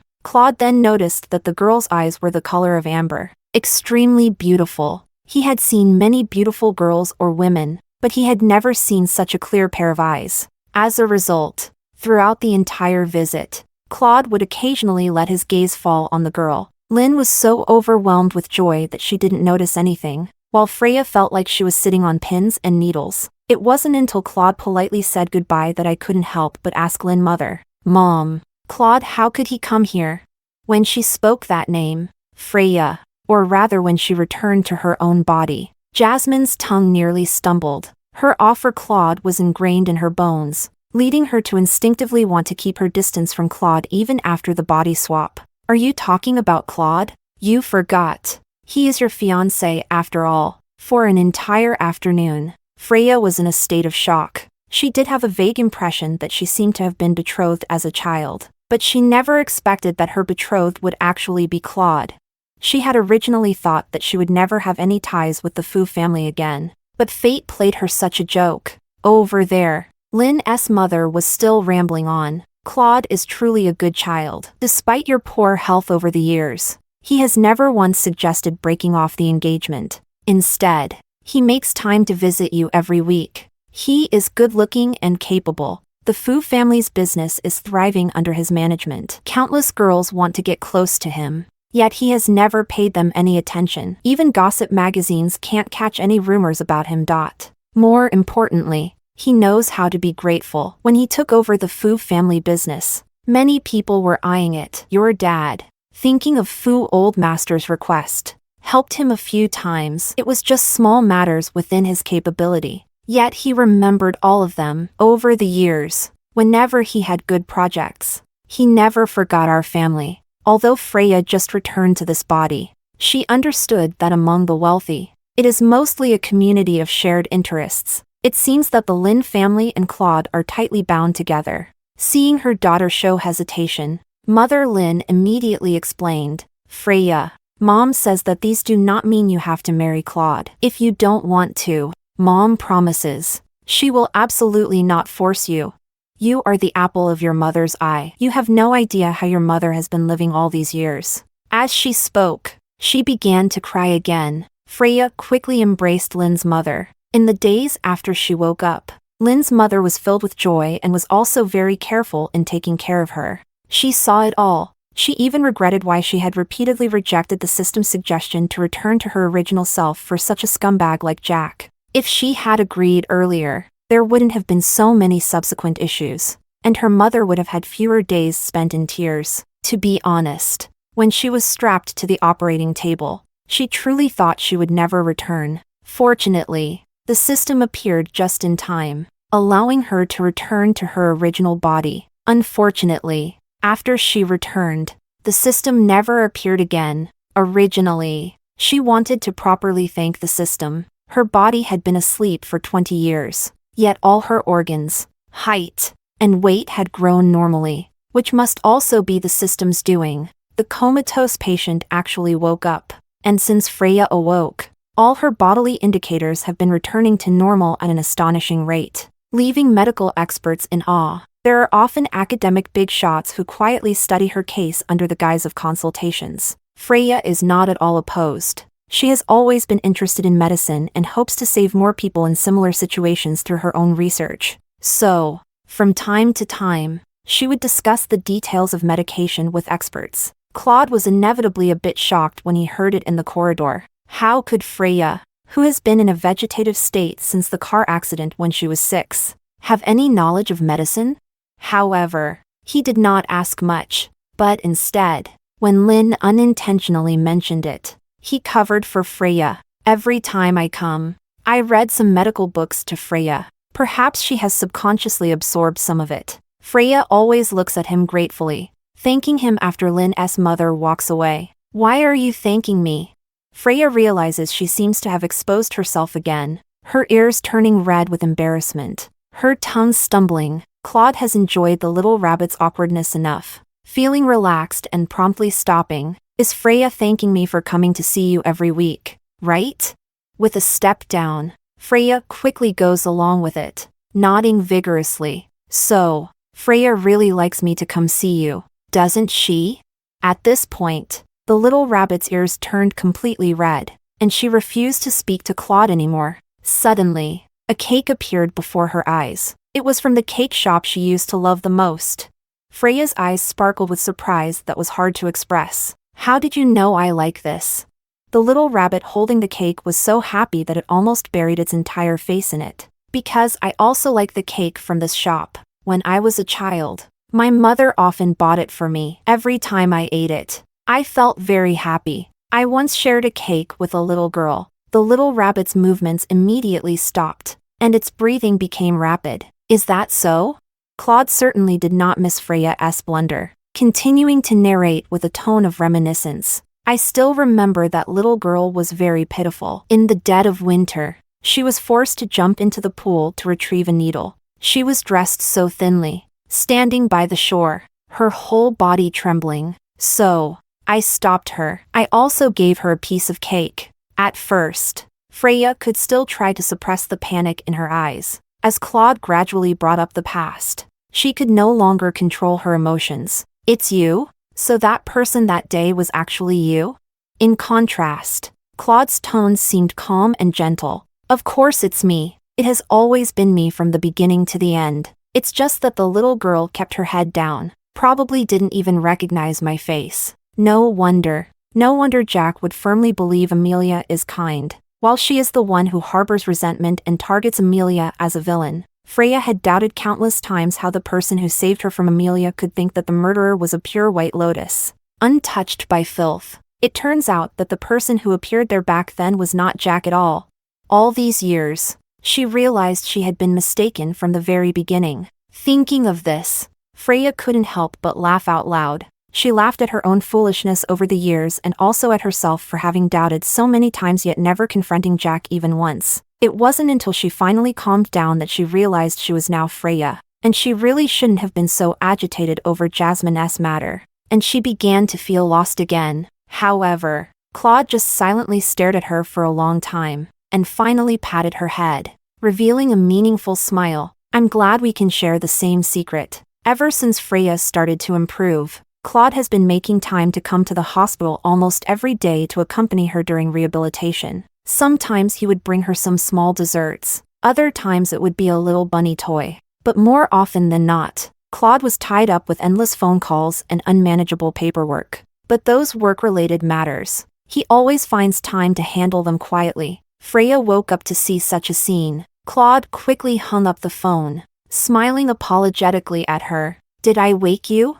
Claude's business had just recently shifted back to the domestic market, and it was the busiest time. Yet he still planned to see her tomorrow. Freya couldn't discern whether there was pure sincerity in it or if it was mixed with ulterior motives to win over Lynn's family. But regardless, Claude had genuinely invested time for Amelia, and it was hard for her not to be moved. Actually, you don't have to. It's because I like being with you that I came. Perhaps you could also understand it as me wanting to gain the support of Lynn's family. But ultimately, it's because that bond is you. So I want it. Freya's heartbeat seemed to quicken. Why? Because it feels good. Claude curled his lips, his long eyelashes casting a shadow at the bottom of his eyes, softening the originally narrow and aggressive shape of his eyes. I don't know why, but I feel very comfortable being with you. I haven't felt this way in a long time. Of course. That's assuming you don't hate me, right? Of course I don't hate you. As soon as the words left her mouth, Freya blushed. This kind of conversation is really too ambiguous, isn't it?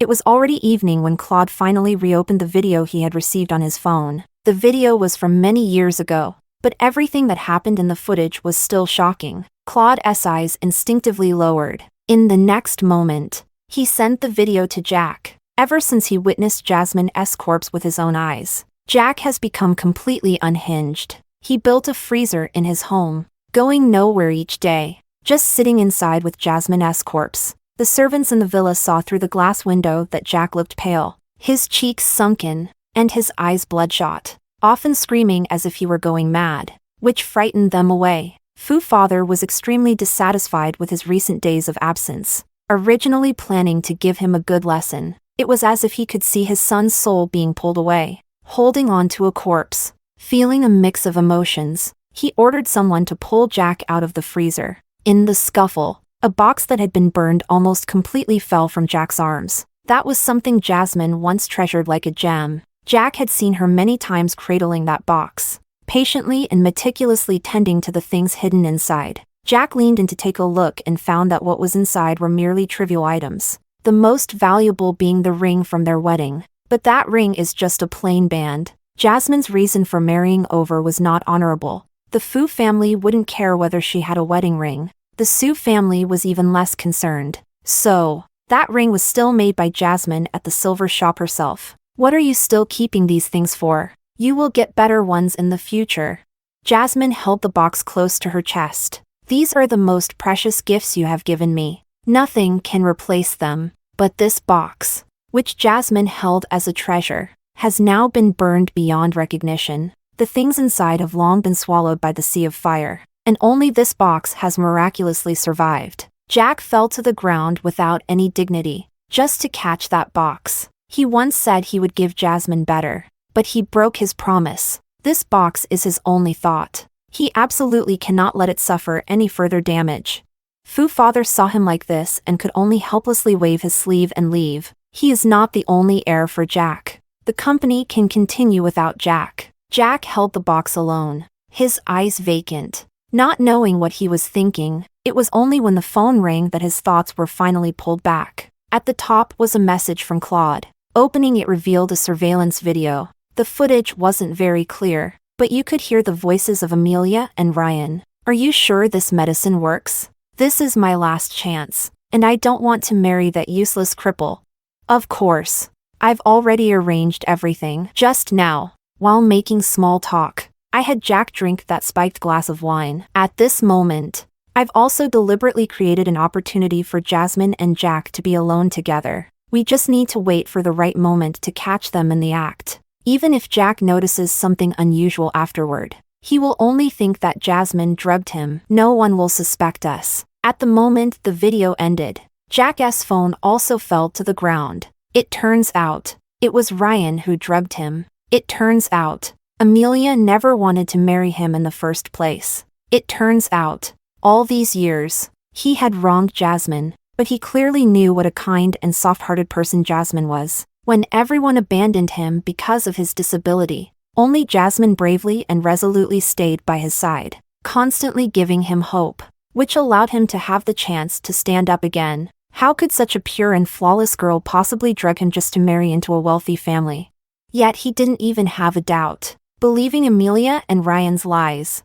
In that moment, Jack frantically began to smash everything he could see in front of him. The shards of the vase cut across his face, leaving behind hideous scars. Blood dripped at his feet. Through the mirror formed by the blood, he saw his current state, neither human nor ghost. Yet the pain in his heart did not lessen in the slightest. Was Jasmine also this sad back then? She had sought help from herself countless times, yet he chose to give up on her again and again for Amelia. Thinking of this, Jack couldn't help but break down in tears. The butler couldn't bear to see Jack in such pain and stepped forward to comfort him. Madam is gone. You still need to take care of yourself. No, Jasmine is not dead. Jack suddenly raised his eyes, his gaze filled with a desperate resolve like a cornered beast. He remembered that when he had just managed to stand up, he had once inadvertently heard Jasmine seemingly talking to someone. I don't want to return to my original body. If I leave, Jack will be sad. I want to be with him forever, even if I can never go back. I have no regrets. At that time, when Jack heard these words, he thought that Jasmine had been watching too many recent dramas, and that this melodramatic scenario was just happening in their home, so he didn't take it seriously. But now, those words have become his last hope. If Jasmine is still alive, I will definitely find her. In recent days, the interactions between Claude and Freya have been observed by Lynn Mother. Especially today. It was already time. And Claude, who should have been in the hospital room, did not appear. Freya looked towards the door with both anticipation and nervousness, which confirmed her feelings even more. So she indirectly opened her mouth to ask, "Are Freya you waiting for someone?" Freya shook her head instinctively. "I was just thinking, since the weather is so nice today, should we go for a walk?" To be honest, Freya's feelings towards Lynn's mother are complicated. They are indeed mother and daughter connected by blood. But there is a solid 20 years of emotional absence in between. She can still clearly remember the excitement and joy on Mother Lynn's face when she just woke up. This made her regret even more why she had wanted to give up the idea of returning to her original body for someone as unworthy as Jack, leaving Mother Lynn to wait for so many years. So, to be honest, her feelings for Mother Lynn are mostly guilt. Mother Lynn smiled and took her hand, speaking meaningfully. Claude is a good child. Freya understood the meaning behind Mother Lynn's words. Except for the beginning, Lynn's mother had never actively brought up the engagement in front of her. She knew that Lynn's mother just didn't want her to feel burdened. However, the marriage between the Lynn family and the Fu family would definitely be beneficial with no drawbacks. If she could propose marriage herself, Lynn's mother would surely be very happy. Besides, being with Claude didn't seem like a difficult thing to accept. Freya nodded and followed Lynn's mother's words to say, "Claude is great, so I am willing to marry him." At that moment, the door to the hospital room was pushed open, and Claude was standing outside. Freya's face suddenly flushed bright red. Lynn's mother smiled and made space for the young couple. Claude slowly stepped forward, bending down, his tall figure almost enveloping her entirely in his embrace. Her nose filled with the cold, sharp scent emanating from Claude. "If only you could hear my heartbeat, then you would know how happy I am right now." The voice by my ear was deep and magnetic, like the bow of a cello being drawn steadily across the silence of the deep night. Freya only felt that her whole body was burning. Their marriage was soon put on the agenda. The news of Lynn's daughter miraculously waking up had already been trending for several days, and this marriage announcement quickly topped the charts. Lynn's father and Lynn's mother were extremely happy, busy transferring shares from Lynn's company to Freya, so that she could have a grand wedding. Claude then took her to the auction site. This was Freya's first time at an auction. Once upon a time, Jack could not walk, so he naturally would not attend such occasions. Later, Jack's legs healed, and the person by his side changed to Amelia. Perhaps, from beginning to end, Jack looked down on her. In the crowd, Claude held her hand tightly, as if giving her immense strength invisibly. Before the event started, people kept coming to greet Claude. Claude would always be the first to introduce. "This is my fiancée, Freya." Noticing that she was not accustomed to such a social gathering, he would discreetly shield her behind him, blocking those ill-intentioned gazes, until she saw an unexpected person. "Uncle, I really didn't expect to see you here." Freya almost instantly recognized whose voice this was. It wasn't until Jack reappeared before her that she realized this man had changed. Although he still wore a sharp suit and expensive cufflinks, Jack was visibly much thinner, his back slightly hunched, and his gaze was dull, like a pool filled with despair, with a few inconspicuous scars on his forehead. If it weren't for familiarity, probably no one would recognize this as the former heir of the Fu family, who once commanded the market with great power and was incredibly prestigious. "I heard that you haven't been willing to go out for a while. Why did you come here today?" Claude responded with a smile, but a closer look would reveal that his smile didn't reach his eyes. "I'm looking for someone, so I thought I'd come out and try my luck. Perhaps if heaven shows mercy, I might find her a little earlier." Since waking up, Freya has been able to avoid all news related to Jack. So, he doesn't know what Jack has been through, nor does he understand who Jack is looking for. "Who is this?"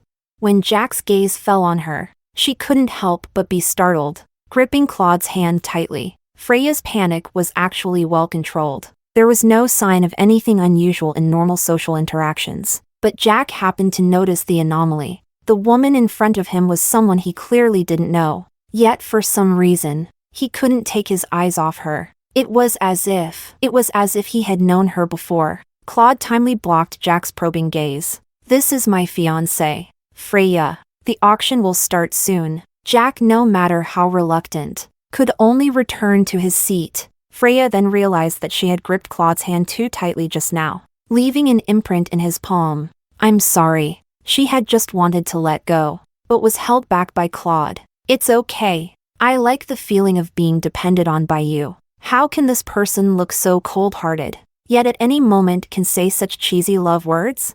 Freya pressed her lips together, but deep down, she felt a warmth. The previous few items Claude clearly showed no interest in, until a sea blue gemstone appeared. The gemstone was crystal clear, emitting a captivating glow under the light that instantly caught Freya's eye. Do you like it? Freya was completely mesmerized by the luster of the sea blue gemstone and nodded randomly. That's good to hear. Saying this, Claude raised his paddle and shouted the highest price in the room. Even Freya couldn't help but be surprised. This is too expensive. As the third hammer strike landed, Claude winked at Freya. As long as it's something you like, no matter how expensive, it's worth it. The moment Claude placed the aquamarine in Freya's palm, almost everyone's gaze fell on the two of them. This is the first gift I'm giving you, and I hope you won't refuse it. A wave of agreement immediately erupted at the scene. This is so romantic. Fu is really good to Miss Lin. No wonder everyone says they are a match made in heaven.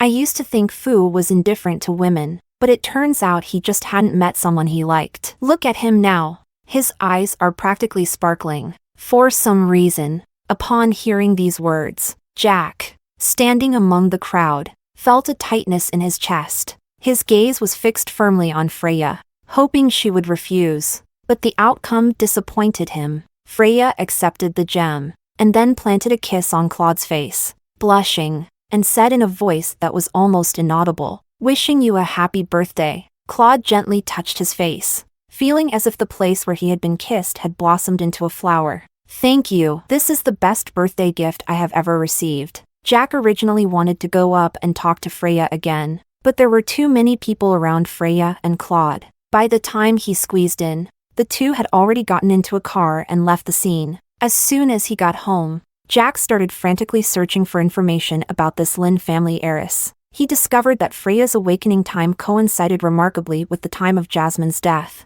Moreover, Freya became a vegetable due to a car accident when she was 6 years old, and the other party involved in that car accident was Jasmine. In the past 2 days, Freya has been very busy. Although she doesn't need to worry about the wedding venue and on-site planning, she still needs to personally try on several dresses for the wedding day. Today, she had originally planned to go to the bridal shop to try on dresses with Claude. However, the bride's attire and makeup take much more time than the groom's. In the past few days, Claude has been very tired from the wedding preparations, and with company matters to handle, Freya thought she could come early to try on the dresses, so that Claude wouldn't have to wait for her. In the bridal shop, the wedding dress and evening gown specially made for her were already lined up, with 3 makeup artists and 5 staff members serving her exclusively. When she was fully dressed in the main wedding gown and stood in front of the floor-length mirror, all the staff members exclaimed in unison, "Wow, Miss Lin, this wedding dress really suits you perfectly." I heard that Mr. Fu specifically flew to France to personally find a designer for this. Even the diamonds on the veil were personally selected by him, one by one. Mr. Fu really loves you. After hearing their words, Freya felt a sweet sensation in her heart, increasingly looking forward to her meeting with Claude later. The bell on the glass door rang once. Freya's originally warm smile froze on her face when she saw Jack walking in from outside. "Why is it you?" Compared to last time, Jack looked much more spirited today. It was clear he had made an effort to groom himself, even wearing a deep blue tie. Freya remembered that it was a tie she had given to Jack in the past. However, that tie was later accidentally torn by Amelia, and Jack never wore it again. It's clear that Jack specifically found someone to repair this tie. It's a pity that the scratch is too deep. Even the most skilled craftsman cannot restore it to its original state. At this moment, Jack seemed like a bewildered novice, afraid that his actions would displease Freya. He straightened his tie. "I happened to see your car parked outside. so I thought I would come in and take a look." As he spoke, he took out a cake box. "I even specially brought you a cake. I don't know if you'll like it." If he just happened to see the car, how could Jack have possibly bought the cake in advance? Was it from that place she used to love the most? It was just Freya who truly had no time to poke through. She simply took a cautious step back. "Thank you, however. I don't like eating cake." She realized that when facing Jack again, the love she once felt had completely faded, and even the hatred had vanished. She only wanted to keep her distance from him. Jack, on the other hand, had a completely different mental activity. Long before coming here, he had already investigated that Claude often went to that shop to buy cake for Freya. How could she not love cake? The speculation in his heart drew a little closer, and Jack couldn't help but feel a bit excited. Yet he dared not show it too obviously in front of Freya, fearing it might scare her. However, he still needs a bit more evidence, more tangible evidence. Freya really didn't want to have too much entanglement with Jack in the bridal shop. Moreover, she faintly felt that Jack seemed to have discovered something. She wasn't afraid of what would happen if Jack found out her identity. It was just that her love and hatred for Jack had completely ended on the day Jasmine died. For the rest of her life, she only hoped to have no further ties with Jack. Jasmine called the staff, wanting to politely ask Jack to leave, but just as the staff's hand touched Jack, he suddenly convulsed and collapsed. Years of medical training instinctively prompted Freya to step forward and observe Jack's symptoms. His complexion was pale, lips blue, and he exhibited a state of unconsciousness, unable to respond even when his name was called. Freya quickly went to check Jack's wrist and found his pulse was weak to the point of almost being non-existent. She immediately realized that this was a symptom of shock. Freya quickly instructed one of the staff to call 120, while another was sent to fetch the first aid kit. The remaining few opened the doors and windows to keep the air circulating inside, and loosened the top few buttons to ensure Jack could breathe, then tried to lower his head and maintain a lateral position. Fortunately, the first aid kit in the bridal shop was well stocked with medications. Freya took out an adrenaline shot, quickly neutralized the poison, and injected it into Jack. Jack's condition improved immediately, but his breathing remained weak. Freya had almost no hesitation and performed mouth-to-mouth resuscitation on Jack. These were all practices she had become accustomed to before Jack's legs had recovered, just to be prepared for the day when Jack might face an emergency. Although I have changed bodies now, the memories etched in my muscles have not faded. Jack quickly regained consciousness. Almost the moment he opened his eyes, he confirmed that Freya was Jasmine. He suddenly grabbed Freya's hand tightly, his stiff tongue struggling to shout, "Jasmine, Jasmine, you're mistaken. I am not Jasmine. I am Freya." Freya tried to break free from Jack's grip, but was unable to escape for the moment. So she intensified her tone. "Let go of me. No matter who you are, I have confirmed that you are my Jasmine." Freya suddenly lost the will to argue. "Can't you just let me go?" Jack seemed to have grasped the last straw. "Jasmine, you still have feelings for me, right? I know. It was all my fault in the past. I'm a jerk, and I'm willing to accept any punishment, no matter how you want to take revenge. I won't complain at all. I just ask if you can give me one more chance.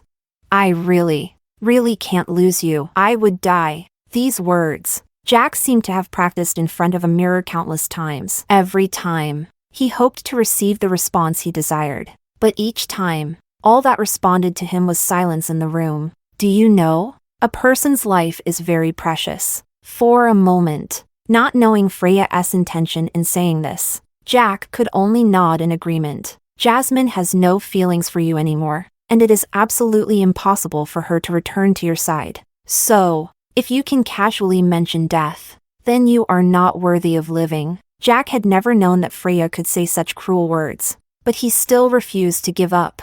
"You clearly saw me faint just now and instinctively came to save me. You can't possibly have no feelings for me. That is because I respect life, regardless of whether it is you or another stranger who fainted today. I will lend a helping hand. This is my principle as a human, but Jasmine will not forgive you, nor will she give you any more chances, because late regrets do not deserve forgiveness." 120. The doctor from 120 has arrived.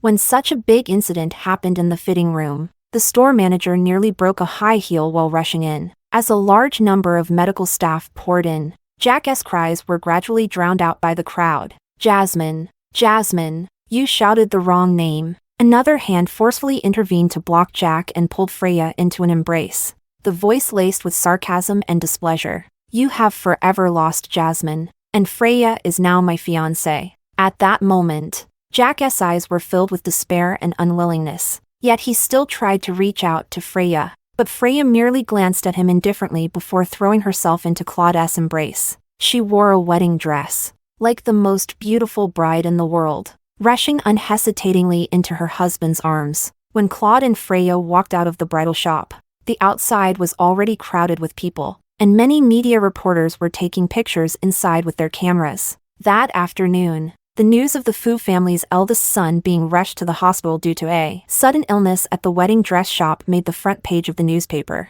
When Ryan saw the news, he originally didn't care. Amelia, due to her surgical wounds not yet healing, suffered severe trauma to her abdomen and had already been rescued 4 times in less than 2 months. Last night, Amelia had another persistent high fever. The Su family has invited countless experts and scholars for consultations, but so far, no feasible solution has been reached. Su's father was already physically and mentally exhausted from dealing with the business pressure from Jack. Upon hearing this news, he fainted and is now lying in the intensive care unit. Now, the Su family company has been fully entrusted to Ryan as the agent. Jack slowed down his aggressive tactics due to health reasons, and he finally managed to secure his position in the company during this breathing space. He sat in the chairman's office, and everyone respected him immensely. He had almost obtained what he desired the most, but he didn't feel happy at all. No one would care whether he was tired or not anymore, and no one would stand in front of him without hesitation when the whip came down, nor would anyone leave the last bun for him. It seemed like he had nothing at all. He had the assistant take away the newspaper, but in the moment he raised his hand, he was drawn to a silhouette in the image. The assistant stood by, unsure whether to respond or not. At this moment, Ryan pointed at a white figure at the edge of the screen, his emotions nearly out of control. Now, find this person immediately. Thanks to the media company under the Su family, the source of this photo was quickly found, and the identity of this person was also confirmed. She is the young lady of the Lin family, and also Claude's newlywed wife. Ryan's mind suddenly flashed with the news he had seen some time ago. Are you saying that she is the one who suddenly woke up more than 2 months ago? At that time, he was particularly concerned about this news. The timing of Freya waking up and Jasmine passing away was too coincidental. Ryan remembers that Jasmine before the age of 6 was not like she later became. Jasmine before the age of 6 was willful, selfish, and would flip the roof if she felt even a little wronged. One could say she inherited her gambling mother's extreme personality 100%. But ever since that car accident at the age of 6, Jasmine changed. She became kind, gentle, humble, and always sweetly called him brother. She would protect him in front of his mother when she hit them, holding him tightly during every hungry night, softly comforting him. It's okay, brother, I will always be with you. He liked that Jasmine so much that he subconsciously believed this Jasmine was his sister. At this moment, it felt as if everything had a trace to follow. The assistant continued to hand over the information he found to Ryan. We also found out that on the day Jack fell ill, he specifically went to find Miss Lin.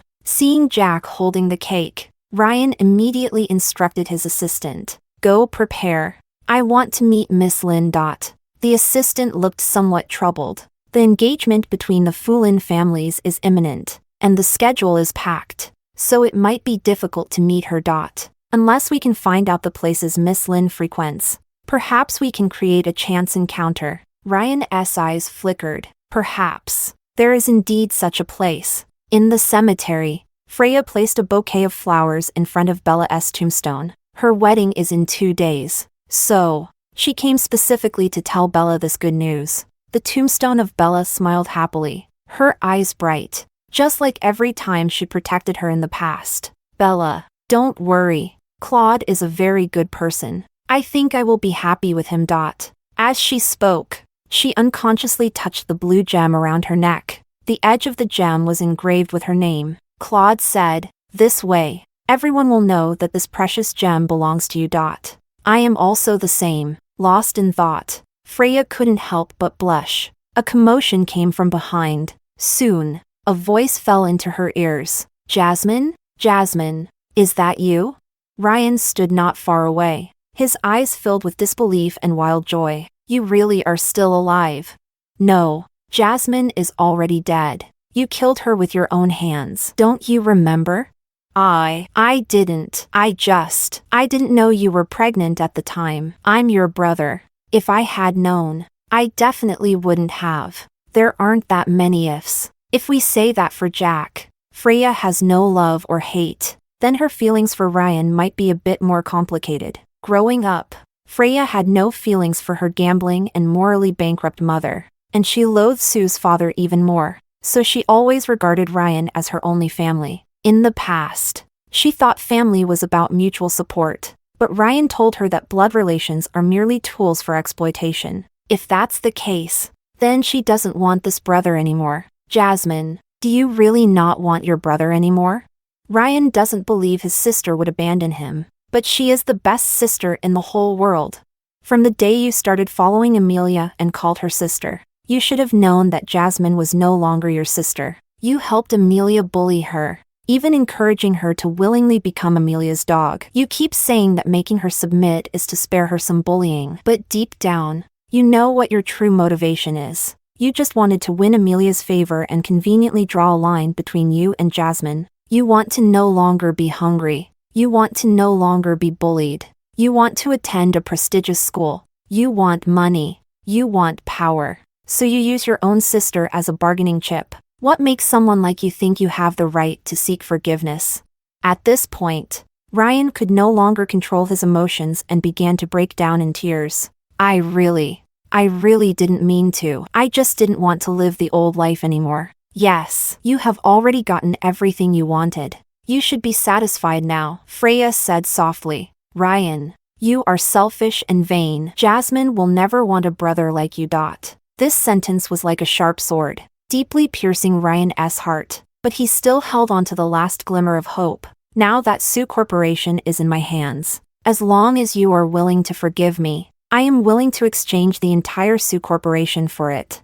Freya let out a low sigh, not even glancing at Ryan. No need. Ryan wanted to follow, but was stopped by Freya. "Don't follow me anymore. You make me sick." "Jasmine, Jasmine," Ryan shouted with a heart-wrenching cry. But no one would turn back for him anymore. That night, a major incident occurred in the capital city. Ryan personally removed Amelia's oxygen. When Mr. Sue learned the news, he was so furious that he wanted to kill Ryan on the spot. In the end, the two accidentally fell from the 18th floor and died. The next day, Freya received a share transfer document. Ryan unconditionally transferred all his shares to her. Claude wrapped his arm around her shoulder and said softly, "If you don't accept Ryan's apology, of course I won't accept it." Freya raised an eyebrow and handed the document to the lawyer. "But this is the compensation I deserve." Claude laughed heartily. "My little bunny has finally grown up and learned that,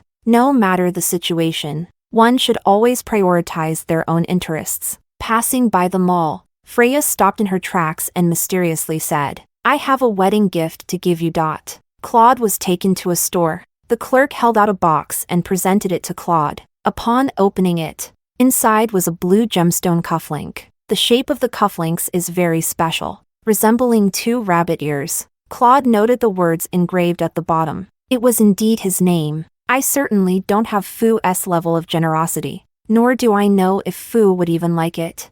Claude held Freya and gently placed a kiss on her forehead. "If you give it to me, you can never take it back." Freya personally put the cufflinks on Claude, and the two held hands, looking like the happiest couple. At that moment, a scream erupted from the crowd. Freya raised her eyes with hindsight, just in time to see the chandelier in the mall crashing down towards them. The massive chandelier fell rapidly towards the ground like a heavy meteor, while everyone else was retreating in fear. Only one figure ran recklessly towards the center of the impact. Jack's body had just recovered a little when he got out of bed against the doctor's advice. He almost stayed by Freya's side every day. whether near or far. As long as he could see Freya, he felt that he was still alive. So, when Jack, who was mixed in the crowd, witnessed the moment of the accident, he felt as if his heart was about to stop. Without any hesitation, he lunged forward, attempting to push Freya away.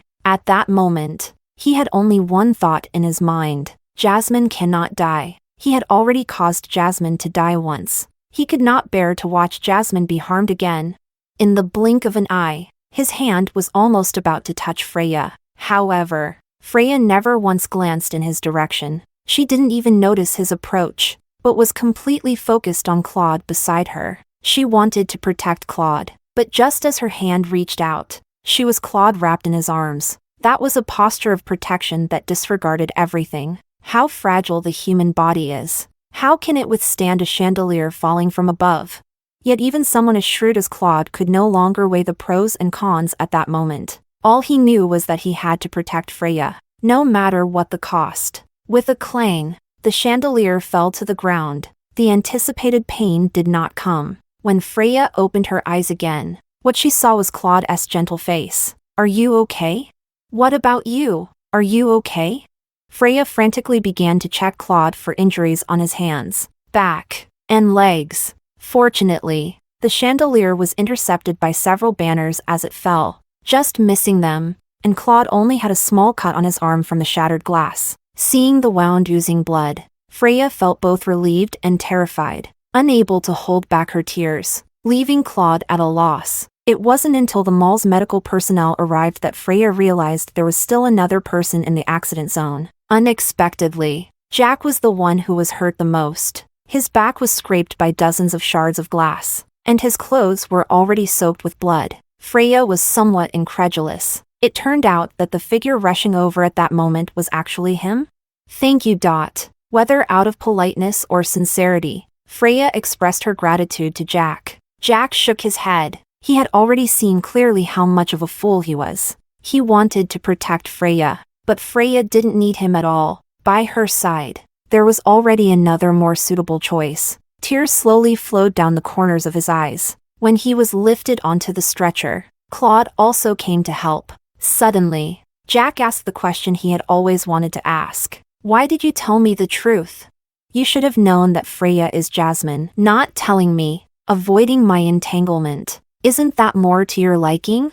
Claude's expression was very calm. "I told you the truth because I believe she deserves to know it. At the same time, you should repent for your foolishness and blindness. As for the others, I believe that the choice should always be in Freya's hands." The wedding took place as scheduled. Vibrant fireworks burst above the city of Beijing, each one signifying the grandeur of this wedding. Almost all the screens and LEDs on the streets were displaying the same message: wishing Miss Freya and Mr. Claude eternal love and a lifetime together. When Lin's father handed Freya's hand to Claude, many people at the scene were moved to tears. Claude held Freya's hand and solemnly vowed, "I will cherish my little bunny in my hands for a lifetime, never letting it down." The scene erupted once again into a burst of warm applause. The applause was grand and prolonged. Even Jack standing at the entrance could hear it clearly. His injuries originally did not allow for discharge. But today is Freya's wedding, and he truly did not want to miss it. When he reached the door, he hesitated to step inside. He knew he had missed out, and he also knew that what was missed would never return. He only hoped that Freya would find happiness in the time to come.